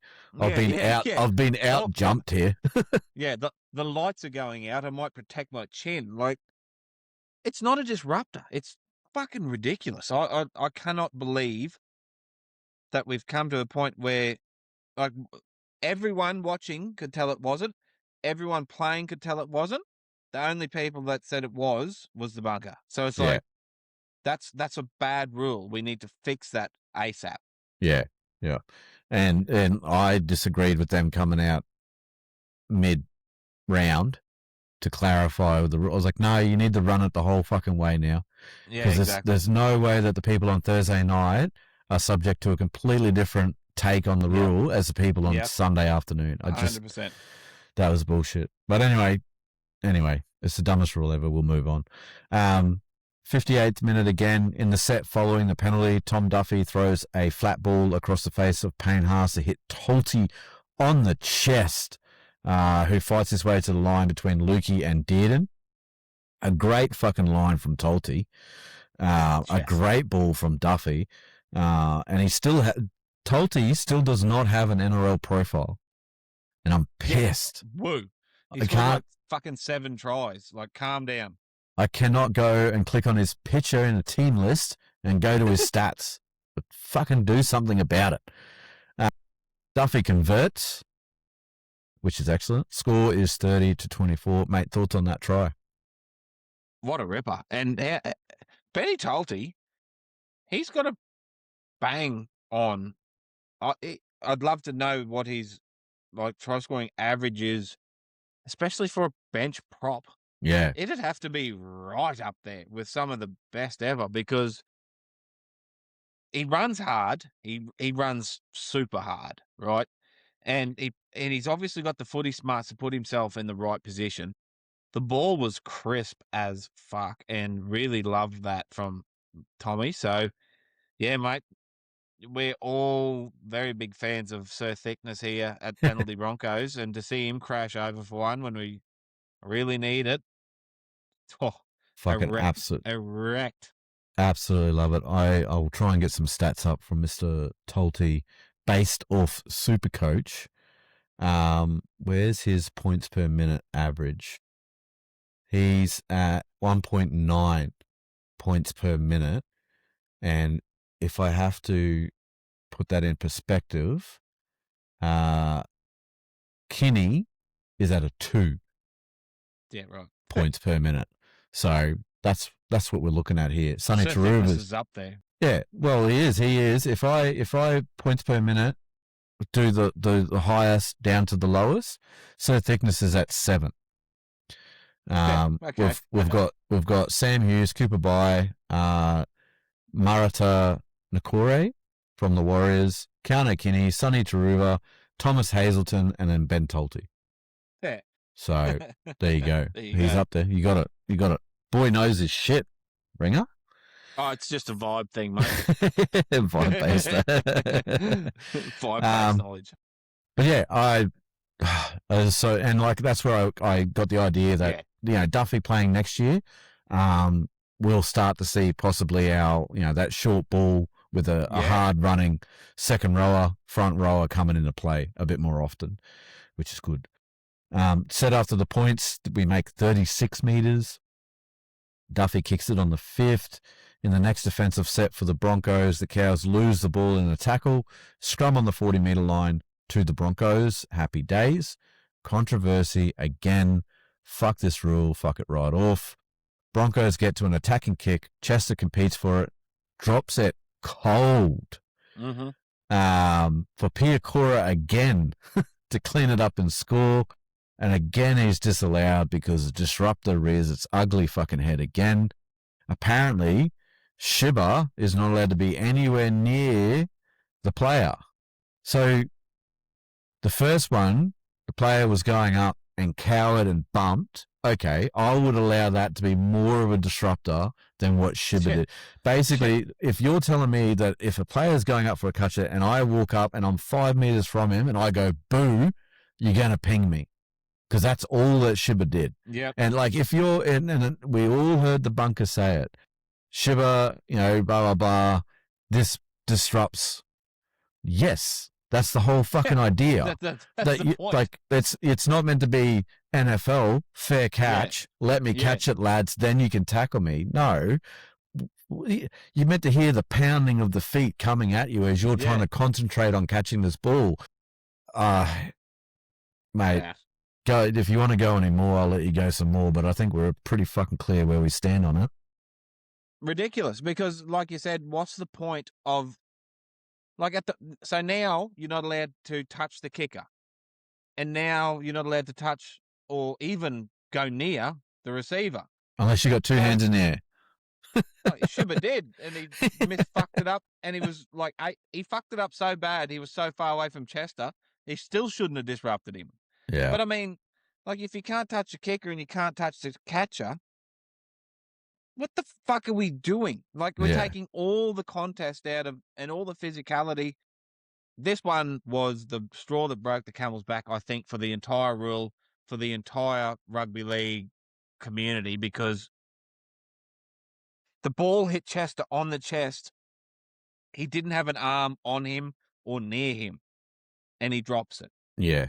So I think this is the one that goes, no. And I think rugby league community has already put the pressure on where they're saying, you're a professional athlete. Your job is to take this ball under pressure, and this is probably the least pressure you've had all game, and you dropped it. Yeah. Sorry, this is just a shit. It's shit bad luck, mate. That's a try. Yeah. And the worst part about this for me is that we score this try, we win this game, and they take it away from us and anyone that keeps carrying on about, penalty Broncos use protected. I still see these comments saying protected the protected species. It's like we're the most penalised team in the comp, Yeah. bruh. And then you get this sort of shit that gets taken away from you where we kick away, we win this game from there. So, not happy, Jan, not happy at all. I think this could have been the moment that broke old mate too, that left a comment. This could have been it. Yeah, that could have been it. And he had Piakura for two. He had Piakura for 2+ tries, and both disruptor tries have been disallowed from him. Yeah, exactly. Maybe, yeah. He's had Piakura for 2+, and both taken off. So I feel you, mate. Don't panic. I feel you. 64th minute, Dearden throws a ball out the back to Chester after Lukey runs a similar line as Ricky for the Arthur's try. Ezra and Shiver again. Chester 1-on-1 with Arthurs, and he scores. Getting real sick of the left edge is a comment that I actually did write. Clifford converts, and now it's 30 all. Literally 12-point swing. Yeah, exactly. Like you said, we win that. She's pretty much game over. Cows probably get a bit disheartened. They probably do have a crack, but I mean, it's hard to come back. It's hard to come back from 12 points in this game. Yeah, especially at 64th minute sort of stuff. We go for the 7th interchange there. Jensen comes back on. Bettentolti has a break. 74th minute after set for set, where both teams are desperately trying to break the other. Duffy very nonchalantly goes for the field goal and fucking nails it. Did it easy, off centre. Probably caught the Cows off guard. Score is 31-30. Then we see an interchange here. Now, I didn't think anything of this. I thought Xavier Willison is coming on. 74 minutes. We got 6 minutes to go. Jordan Ricky's going off. Jordan Ricky, I thought his ass would be hanging out because he's defended so hard. Willison's had a bit of a rest. So Madge is like, Willison, get on there, do something, break these cunts apart. We need a quick kick chase or something for a Scott Drinkwater field goal or a Tommy Dearden, something like that. He can do that. But then a little bit of chat happening in a couple of our posts, and one of our followers, she points out that Ricky came off directly in front of her and was limping pretty badly, and she'd been watching him throughout the game, and he did have a problem with the foot at that point. Apparently when he got past, as he's walking past, he let out a big, fuck sort of thing. Yeah. And since then it's been reported that he does have a bit of a foot injury. Not sure how serious it is. I'd imagine if it was like a syndesmosis or whatever they call it, he would have gone for surgery, or they, would have ruled him out pretty quick already. Yeah, exactly. But maybe he's got like a bruised heel or something. I don't know. Have to reach out to physio. Physio Tom, he's back. But yeah, so that's unfortunate. But yeah, Xavier's back on now. 76th minute, Drinkwater gets the ball off the ruck, and he too easily slots a field goal. I think Payne had a few words to say to the rest of the team after that effort, because he was midfield. And he was not happy. You seen that in the background of a few shots, didn't you? Yeah. Give a few boys a spray. That's it. Scores are locked up again, 31-31. 77th minute, and I have a fucking absolute flashback to 2015. Broncos get 91 metres in a set with a bit of second phase footy. They strip the Broncos for numbers on the right edge. Catch and pass from Dearden to Lukey. Lukey scores. I've written, fuck this game. Clifford misses the conversion because he kisses his dad on the lips. Score is 31-35. Josh Robs's attempts on that kickoff, it looks like what he wanted to do was to bend it around for a Mariner to run onto it and get it as it hits the 10-metre line. Intent, again, was 100% right. Yeah. Execution, I mean, fuck. you can't. It's the death knells of a game. It's your first real NRL game in quite a time, and you're going to get him to do that sort of kicking. I was surprised that Duffy didn't do that, or Arthur's, because Arthur's had been doing the kickoff for us. But anyway, doesn't work. Hits Mariner, short of the 10. Penalty to the Broncos because it hits Mariner. Cowboys. Game's gone. Cowboys win. Why did it have to be the Cowboys? Of all teams. Of all teams. Because both fan bases, and Cowboys, you aren't fucking innocent. Both fan bases are notoriously toxic. When we have the cesspool of toxic fans from both teams, Jesus Christ. It's pretty deep. Bad. She deep. You know what I like in it too? Like when we're talking about rivalry trap before, like playing the Dolphins is like playing your brother, right? You know, you want to beat him, but you still want the best for him. Yeah. Playing the Cowboys is like playing one of your mates, where you want to fucking iron him out and talk shit in the group chat for the next 6 fucking months. Like, you know, like we're friends, but we still want to fuck you up, and then we're gonna give it to you afterwards. Like, yeah. I've had nothing but people come out of the woodworks just giving me shit about losing to the Cowboys, and I'm like, can't you beat our Q Cup team essentially? Calm down, and they just don't give a fuck. It's like, typical Broncos excuses. Yeah. Like, okay, we're enough. the same. We're the same. We're exactly the same. If it had been the other way, it would have been like, oh, whatever excuse. I don't give a shit, mate. We beat you. Like, fuck around. Mate, a win's if a we win. won this game, I would have been so toxic. So, like, it's fair play. That's what makes it a great rivalry. Yeah, exactly. But yeah, it's great to see the 4X Derby back. Ezra and Shiba need to really have a look at what they are doing. I don't know if Madge can drop anyone for performances at the moment with the way that the team is. So unless he goes to Nudgy and gets some prodigy, I think we're fucking pretty set. Corey Parker's kid's at Nudgy. He's got a 3-year deal. Not with us. I think he's with the Dolphins. Broncos are wounded walking, and we could see 2 debutants this week, and we'll get to that in a little bit. Yep. Some glimpses of good in the game. A lot of disruption through the defensive combinations not being tested, plus the leaky left edge could be attributed to the 31 points that we did concede. And that goes back to what I said about how an NRL team is an NRL team, and if you have defensive combinations and you don't trust the new guy that's just on the inside or the outside of your shoulder, an NRL team will exploit that every fucking time. But yeah, 31 points that we did, 35 points we conceded, 31 points that we did score without Reese, Reno, Hunt. I think that's pretty good. Like, that's still some firepower there. Like, you've still got to score points. You can't just beat us. You've still got to score the points. Because we looked pretty dangerous getting down in the other end with some not even good ball, just any ball. Yeah, exactly. So, any chat from you, mate, from the entirety of the game before we move on? Yeah, I think what you said is exactly right. And it comes back to what we said early on. I find it hard to be terribly disappointed by the Broncos' effort here when the Cows can do damage to really good teams. And we were not playing well. And we nearly pulled this out of the fire without Reno, Hunt, Walsh, both of our hookers. You know what I mean? A Shiba that wouldn't be playing if we didn't have all these injuries, more than likely. And I think that's the most disappointing part about this whole situation, is that we've got these players coming up, stepping up, taking the role on, taking it into their stride, and, next man up mentality. But the thing that hurt us the most is our Ezra Pecura Shiba edge. And I don't think it's Karapani. I just don't.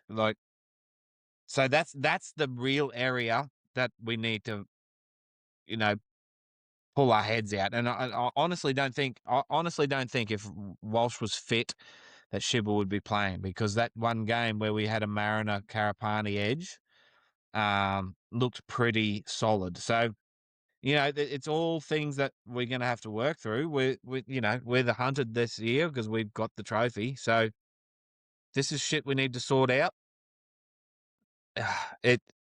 I'm sure we're going to get into the game upcoming and what we think the team list is going to look like.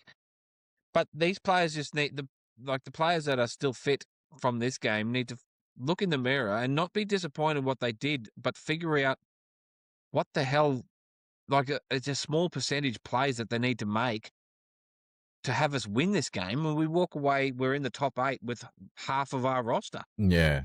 There's so many positives that I'm sure Mads is going to, he's probably going to flog that left edge again until they start getting something right. But I mean, yeah, there's a lot of positives to take out of this game. And I know, where's old mate now? He'll be giving us a fucking absolute bath. I cannot see anything but positives in this situation, because like we said in the green room before we started the recording, you take Cleary and Edwards, Mitch Kenny and Jack Cole out of the Panthers and see what sort of team they are this week. You know what I mean? Take half of the spine out of any NRL team and see what you come up with. And like you said, you're playing NRL teams. Like these, the standard between top and bottom's only about 2 or 3 players. So anyway, yeah, we move on, mate. Look at the Cows. Yeah. Take out the number 7. Yeah, Dearden and bloody... Take out Drinkwater. And Reed. Yeah. I don't know. Fools of shit, I reckon. Yep, exactly. Anyway, hopefully... I'm fucking nervous about this week coming, but we will get to that. I will get to that. We are going to move right on to the Hotshot NRL Player of the Game, brought to you by Hotshot Fire Services. When it comes to protecting your business, you want a team that responds fast and gets the job done right, and that's exactly what you get with Hotshot Fire Services. From fire equipment installation and servicing to compliance and safety checks, they make sure you're covered when it matters the most. Like a clutch player stepping up in the big moments, Hotshot Fire Services deliver when the pressure's on. All right, let's get into it. And the winner for this one was Tom Duffy. Yeah, boy. I didn't fill out the stats there, but that's okay because we've got it all here. So Duffy obviously played the full game. Where is he? There he is.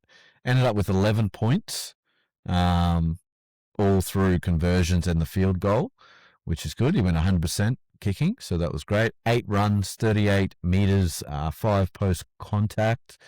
Ended up with 3 line break assists, which is a team high. Try assists, he had 2. Didn't get any tackle breaks, unfortunately. Yep. Offloads, his defense was 15 tackles, 3 missed, 1 ineffective, 78.95%. He kicked 18 times for 694 meters, which is pretty ridiculous. I'll just have a look at the quick kick meters for so Scotty had 8 for 165, Clifford 4 for 110, Dearden 10 for 191. Kicked the shit out of that ball. Yeah. Is all I can say there. He had 1 error, and it wasn't a handling error or anything like that. Forget which error it would have been. Kicked it out in the full. Kicked it out in the full. Bang. Yep. So that was the only error he made all night. Couldn't ask for a better debut. I mean, you could have with 2 points, sure. But as far as personal standards, I reckon he'd be pretty happy with that. He was in the game. He obviously wanted that fairy tale story where the team that kicked him out, he goes back and ruins their night. So he had a lot there to play for. I am interested to see if Duffy gets named this week just to give Renault another week off. But we'll talk about that in a bit. Accountability, sorry. The top stats here. Carrigan, 43 tackles, monster. He had 10 minutes off the field too, mind you, ladies and gentlemen. 43 tackles. Arthurs ran for 190 metres. Karapani had 2 line breaks. Duffy with the 11 points. Us had 85 post-contact metres. Carrigan had 16 runs. Offloads went to Ricky with 2, and tackle breaks was Haas with 6. For the Cows, Luke made 42 tackles. Chester had 245 metres. Thank fuck I had Chester in my Gone. super coach team, eh? Jesus Same. Christ. Unfortunately, but Chester had 2 line breaks. Tamalolo with the 85 post contact equaling Haas. Drinkwater had 31 runs. 31 runs from Drinkwater is ridiculous. fucking insane. Yep.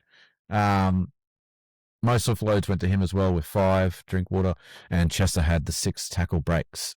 So, our back line, Arthurs, Karapani, Staggs, Shibasaki, and Mariner. Everyone except Shibasaki and Mariner went over for a meat pie. Any other stats that you can see standing out for you there, mate? Not a huge amount. Once again, like even Shiba, these 4 missed tackles is probably something that needs to be looked at, isn't it? Like 4 missed tackles from a back is pretty inexcusable. You can cop 2, I reckon. Yeah. And I know a lot of the other actual NRL players who are in the media, they definitely rant on that, like errors and missed tackles is something that the back should be cutting out as much as they can. So yeah, 4 is a bit. Especially when, like Jesse's got 4 put against his name, but a fair bit of that is cover and and it's not his position either. No, he's playing fullback. Yeah. When everyone else has got 2 and 1, you sort of So 5 all up in a it's not good enough. It's not good enough considering we know where this bloke's ceiling is.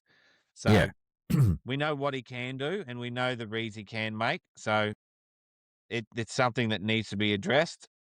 But Jesus, you got to love the meters from the backs, all punching over 100 meters.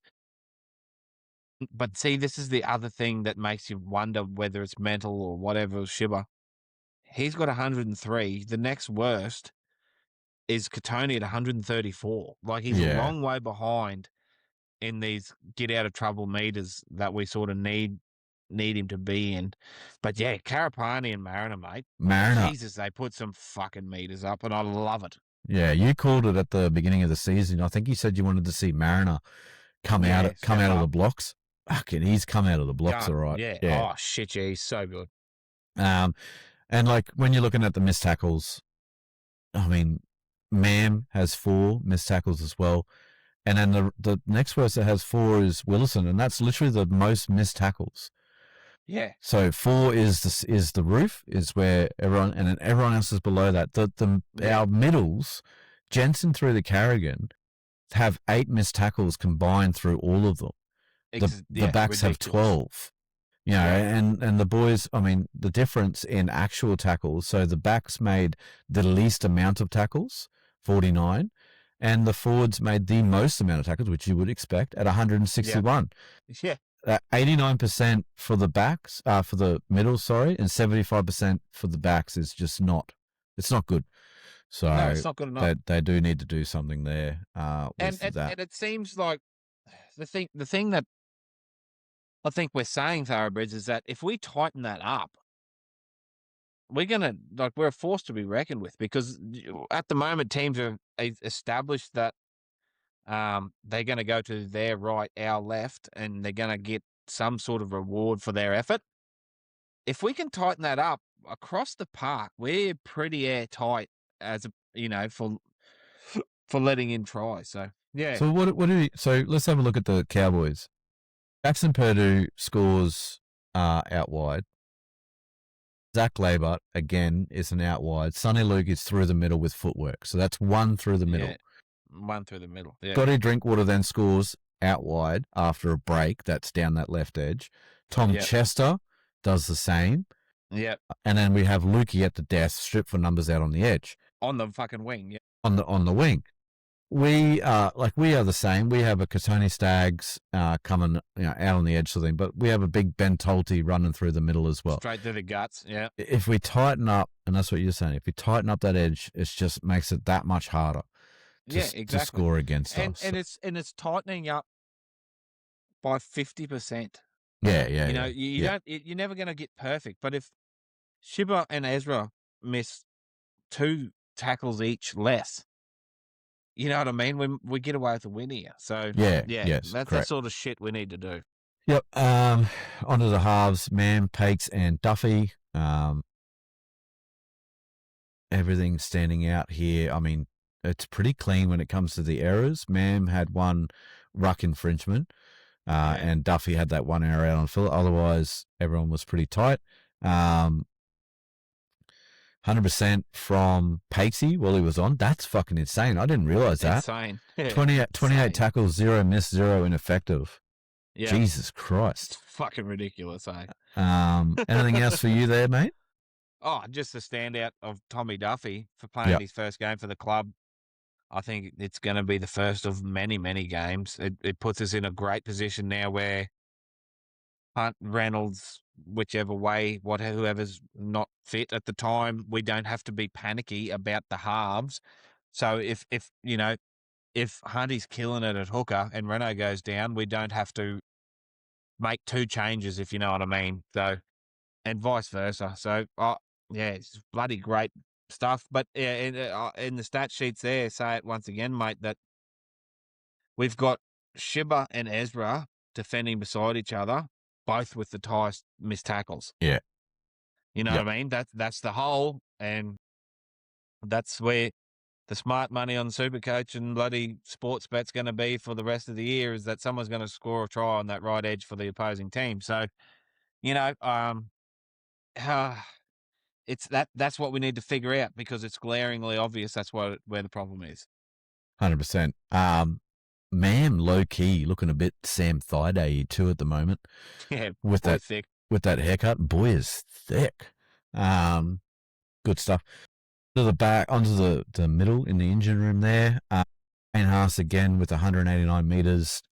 Team high for there. Only person that did beating was Arthur's. 85 post contact though is ridiculous again. 100% fucking tackle efficiency. Are you kidding me, Payne? Exactly. 33 tackles, 0 missed, 0 ineffective. Superhuman. And he gives away one penalty with a hand on the ball. Yeah, exactly. And that's only because he got caught. Yeah. Jesus Christ. Anything there for you, mate? I mean, well, all of them are pretty sensational. Like Ricky's got a couple of missed and ineffectives there. Yeah. But Jesus, a lot of that is having to slide back in, protecting Duff, but still stopping. Like as we've said, like there's no one's going through Ricky to score a try. Like, you know, so there's missed tackles and there's missed tackles, and I you know, the stat sheet doesn't really reflect, I don't think, Ricky's real effort to become that right edge stalwart that he has this year. And I think we all can recognise as Broncos fans that he is killing it this year. So we'll give him a pass mark there.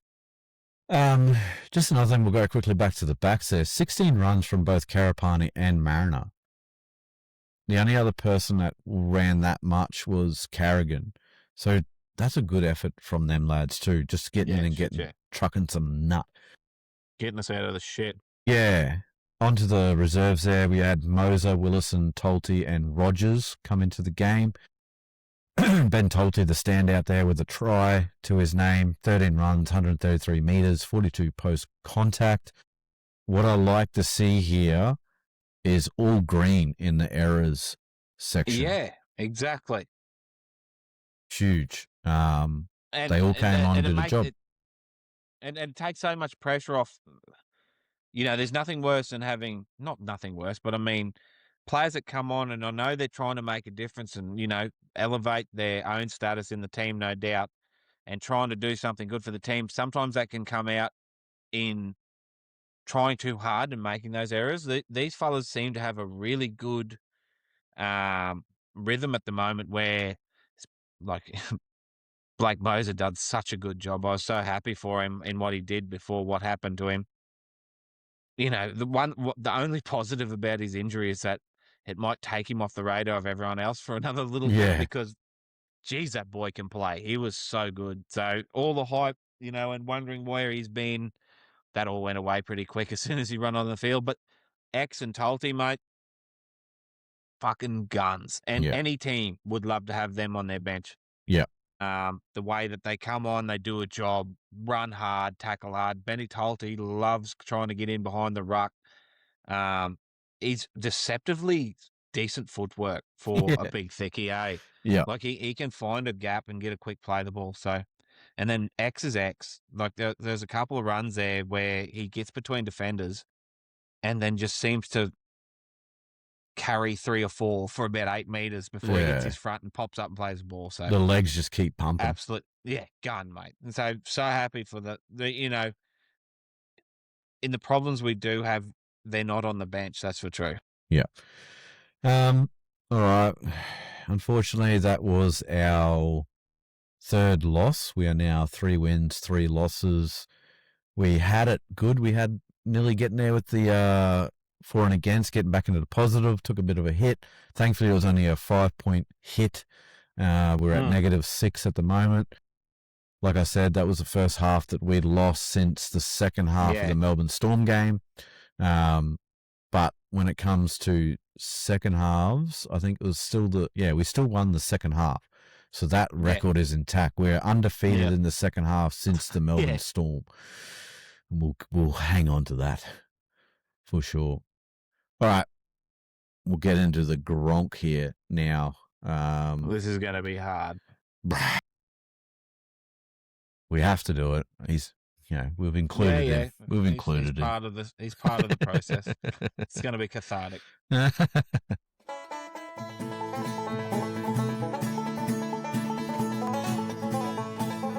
Well, boys, I called it, and what a fucking great derby that was. Both teams playing a bit of enterprising footy, despite the injuries. Plenty of standout players for us. I love the way Tommy Chester goes about his work. He just fucking attacks everything 100% and really injects energy when we need it. Helam Lukey, I can't believe how quickly he's come back to his best after that long-term injury. I'm loving the combo that him and Tommy Dearden are forming out there. And I like the way, I know he's a fucking Queensland halfback now, but how Tommy Dearden can get his back row onto a spot in the defensive line. He did it in round 1 against Fletcher Sharp when he had the injury. It took him 1 play to get Helam Lukey onto him, and a few times in this game he had him going straight at Ezra Mann there. So it's good to see he's actually getting the best out of your back row. But really, the night was about redemption for one guy. Gets thrown a lifeline from another Queensland club, and really has a red hot crack and almost bloody gets man of the match performance. But I thought Lodgy played really well. He wreaked havoc up through the middle there. So anyway, look forward to see how the Clydesdales go next week against the Tigers. Bye. You knew it was coming. Yeah, there was something. There was a left turn there somewhere. Yeah. Bit of a journeyman in Lodge there, and then just kicked straight into the fucking Clydesdales. Exactly. Yeah, good dog. Boy. I don't know if we spent much time on that, mate. He pumped his chest a bit there. What do you reckon? Yeah, it's typical of a Cowboy supporter not to say one word about Tom Duffy that they let go. Like we say it nearly weekly, come home, Tommy Dearden. We're sorry that we did you wrong. We're sorry that Anthony Seibold has now been sacked from 2 clubs, and you're probably the reason that he got sacked from ours. So, I'm guessing the Cows, maybe, if we can get some good legs out of Tommy, might be thinking the same thing in the years to come, hopefully. Hopefully. That'd be the dream, wouldn't it? Yeah. All right. We'll move on from that. No voicemail again, Thoroughbreds. Make sure you're commenting as well, wherever you're listening. Get in the chat. Start having a discussion. Tell us we're dickheads. Tell us we don't know what we're talking about, which is fair. It's not diabolical, that call. Yeah. That's for sure. Exactly. Get in there. All right. The week ahead. Fuck, Jesus Christ. This is going to be more painful than the loss. Proper. Injuries and suspensions. Paddy Carrigan. I'll start with the short list. Paddy Carrigan has copped an early plea and he will miss 2 matches. He had a bit of carryover from the beginning of the season there. So that's why, if you're whinging McLean's tackle, why he only got 1 game, Carrigan, it's because of that, basically. Just a carryover. So that's all right. Paddy can have 2 weeks off. God, we are, what are we, halfway to the bye?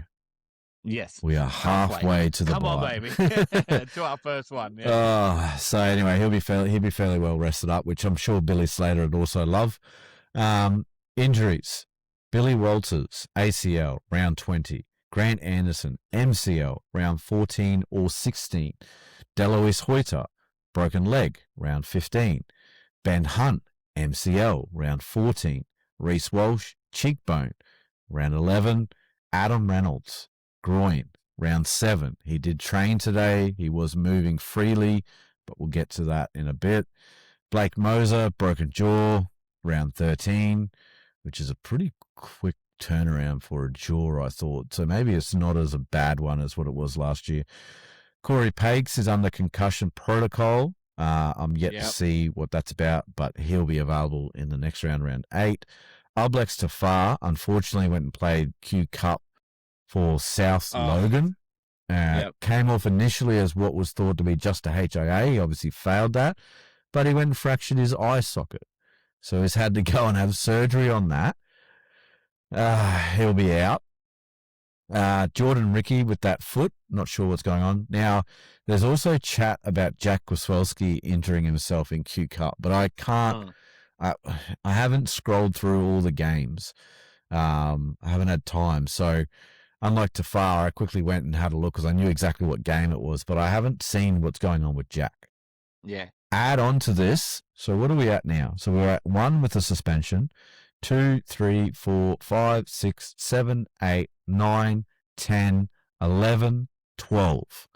12 players, but Ricky might be okay. Reynolds might be okay. So we're at 10 players. But then we add another one on with Ben Takura, who has been granted a temporary release. Now, this is all, from what I've found out, this is all both parties. The Broncos have granted him a temporary release to go to the NFL for a 16-week trial. If the trial is successful, he stays there and he does whatever he needs to do. If it's unsuccessful, he will come back to the club. Yeah. His quote is that he believes that the new rules, such as the 6 again, has ruled big-bodied players like himself out of the game. So I think it's more like, yeah, okay, mate, look, you may not get a run now because of the 6 again rule. As much as I love Big Ben and I wanted him to kick on, he is big.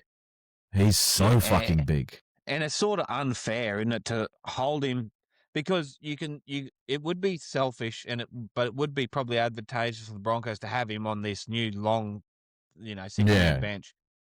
If there's a game where you lose a prop and you go, there's 7 minutes to go, we need 2 tries, put Big Ben on and just say, I don't give a shit about your defense. We'll cover you. Just go through the middle and take someone out. You know what I mean? Yeah.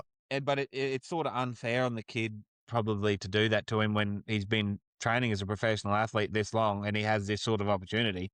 And also, we said it in the group chat, how exciting for us being Broncos fans, hearing about this prodigy coming up, but then seeing how the game is going and realizing that maybe it mightn't be fit for purpose. Yeah. But imagine if he goes and gets like an NFL contract now. Yeah. How fucking sick would that be? Yep, it'll be good. We'll be following along pretty intently, that's for sure. Yeah.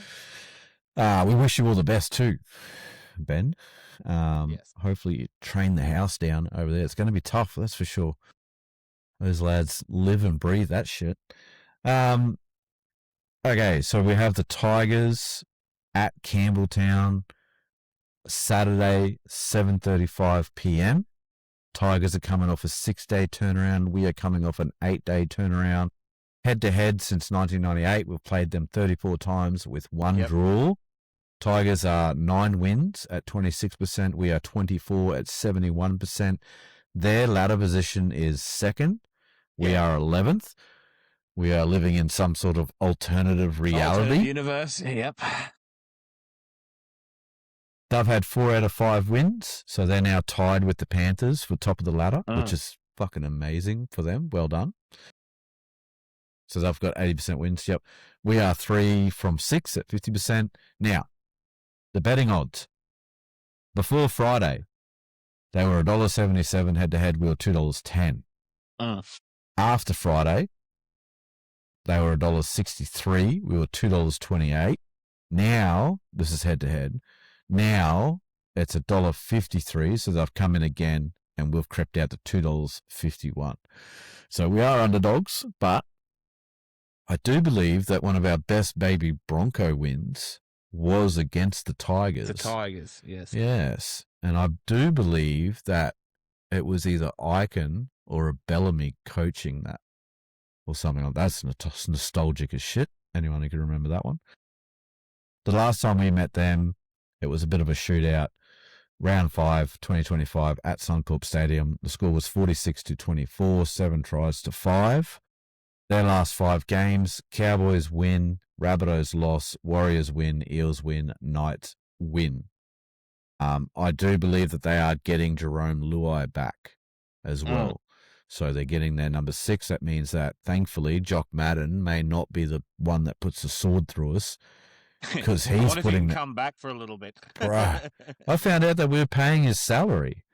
I know. Or we're chipping in $150K or something like that. I didn't realize that we got rid of him like that. That must have been something to do with the Peasant situation. Yeah, exactly. It had to be. Anyway, that's where we are there. Now, team list. And I'll try and get the chat up where I had it. Actually, you know what? I am going to give a shout out to somebody on TikTok. Fuck yeah. Because he had a great little chat. This is where I was going with the comments that I had in the group chat. Unfortunately, he's got one of them silly Instagram names where it's just dots, so I don't actually know what his name is, so I can't call him out. But it's if you're on TikTok and your username is ... well done, mate. I love your comments. So he's written like Ricky, Walsh, Anderson, Walters, Moser, Hunt, Carrigan, Tafar, Takura, Hoyter, Pakes, all potentially unavailable. And I added, a few others to that. Now, he asked what I thought the team would be. So I wrote Arthur's at fullback, Karapani, Stagg, Shibashaki, Mariner, Mam. I have Duffy at 7 because I'm just assuming that Renault, they're going to rest him. They're not going to risk him considering what's going on. Jensen at 8, Boswelski. So Cameron Boswelski debuting at 9. Haas, Piakura, Willison at 12, coming in for Ricky if he is out. Jaden Hunt at 13, filling in for Carrigan. We'll have to play Rogers at 14 because we don't have anybody else. Tulti at 15, Preston Ricky, who is a train and trial, I believe, at 16. Va'ar Samu debuts at 17. Verhoeven at 18, and a Hayes Perham, or maybe like what you said, have Renault at 19 if we really need to bring him on, sort of thing. Then he has come back.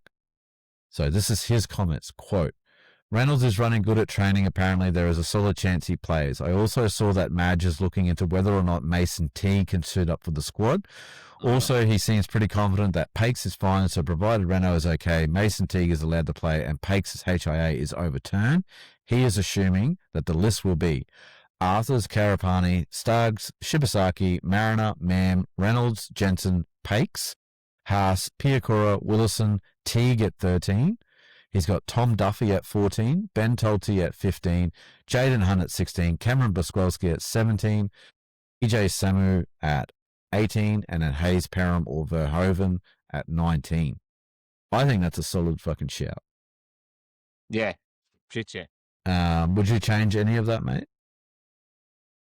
I might be overthinking it and maybe doing more harm than good, but there's a potentially for me, if Pakes gets the okay but Renault doesn't, there's a world where I put Rogers and Duffy in the halves and put Mam at 14.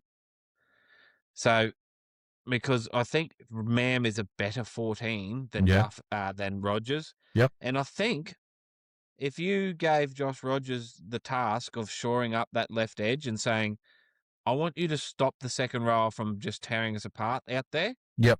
He's a huge dude. He's and big, he loves tackling, and he actually stops people, as we've seen the other night when he's defending in the middle. He mightn't be he's not small and nippy enough to be a hooker, but boy can defend. Like, he could nearly play second row. He's that big. So, well, what was his stats on the weekend? I had it here. He had 23 tackles in 25 minutes of gameplay, and he had 0 miss with 3 ineffective. Yeah, the kid's a gun. So, and we've always liked him. You especially.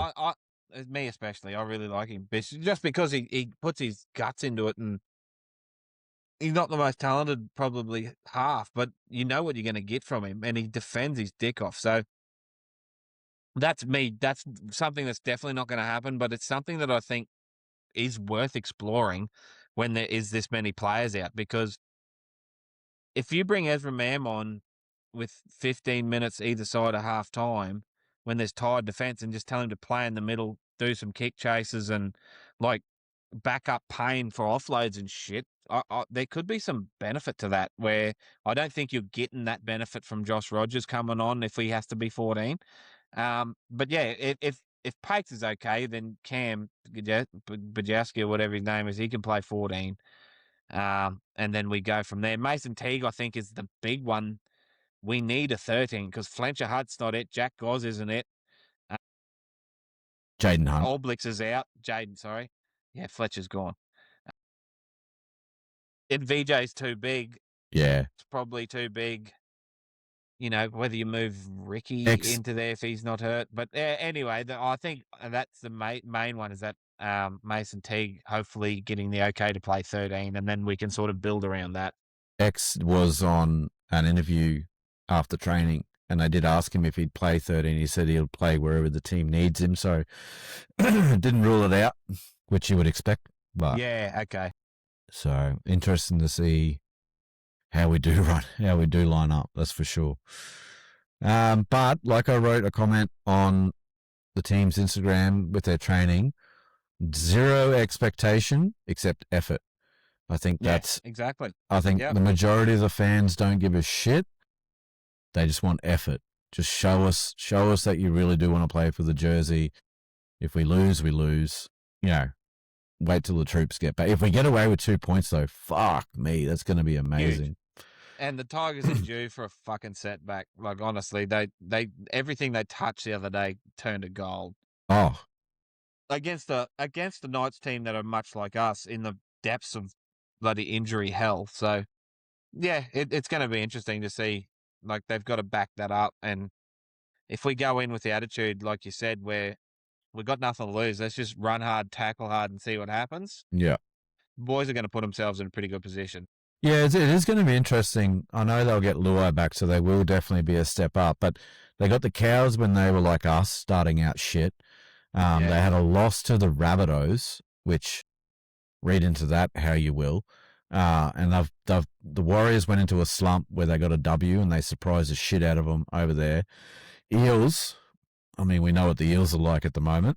And then, Knights, I just feel like the injuries that they've had caught up on them on the night. So it'll be interesting to see. I haven't certainly ruled us out. I mean, I'm looking at the 1 to 12, $3.45 odds for us there of getting away with a sneaky win. So that could be on the cards.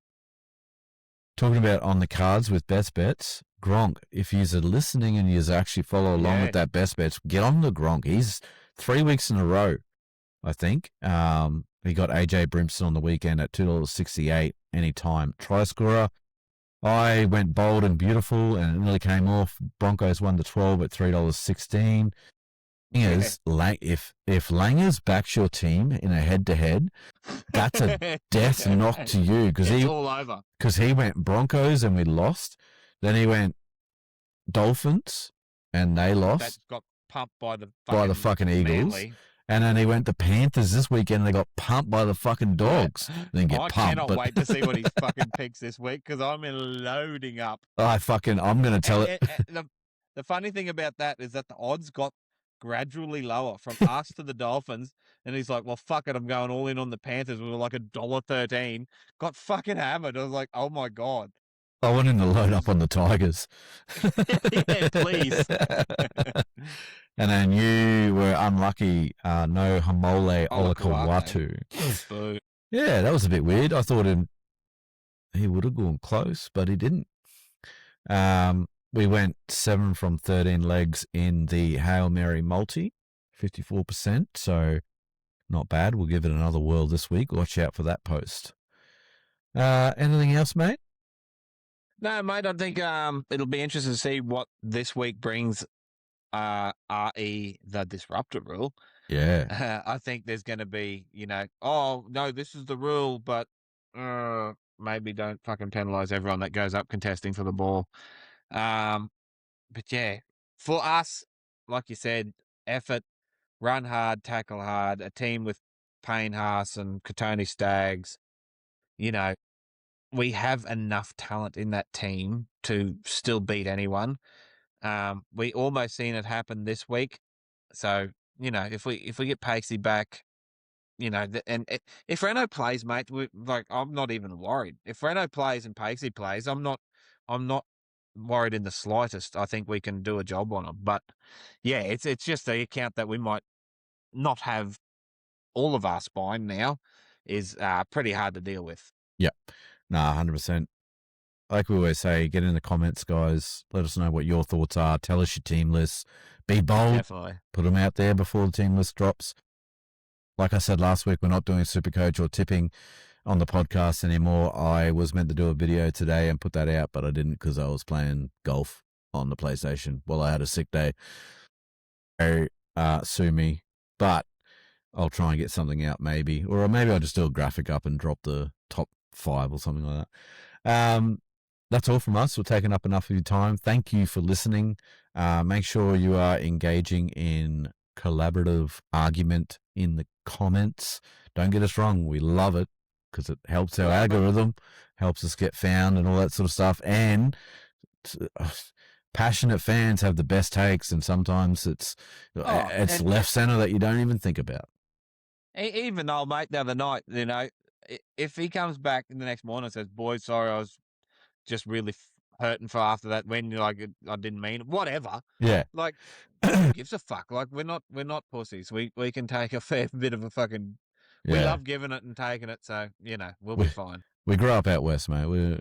Yeah. I've been called everything except My father's called me worse than what you people can. So calm down. Righto, head over to our socials if you haven't already. Facebook, Instagram, TikTok, X, Threads. We're on all of them. We are also on Spotify, Apple, YouTube, depending on where you're listening now. A like on our post costs you guys nothing, so please just give them away for free. A comment gives us motivation. Sharing our content introduces the page to others. Hitting the favorite button helps us with engagement. Get your voicemails in, get your tips in, sort your Supercoach teams out. And let's go into the next round with a bit of positivity. Bet responsibly, bet for fun and not for the rent. Keep pushing through and keep the black dog at arm's length. Be a contributor to society. Take those breaks for yourself when you need them, though. And remember, you matter. That's all that matters. Take it easy, and we'll see you after the Tigers game. Let's go, Thoroughbreds. Let's get down to Sydney and win a Saturday game for once.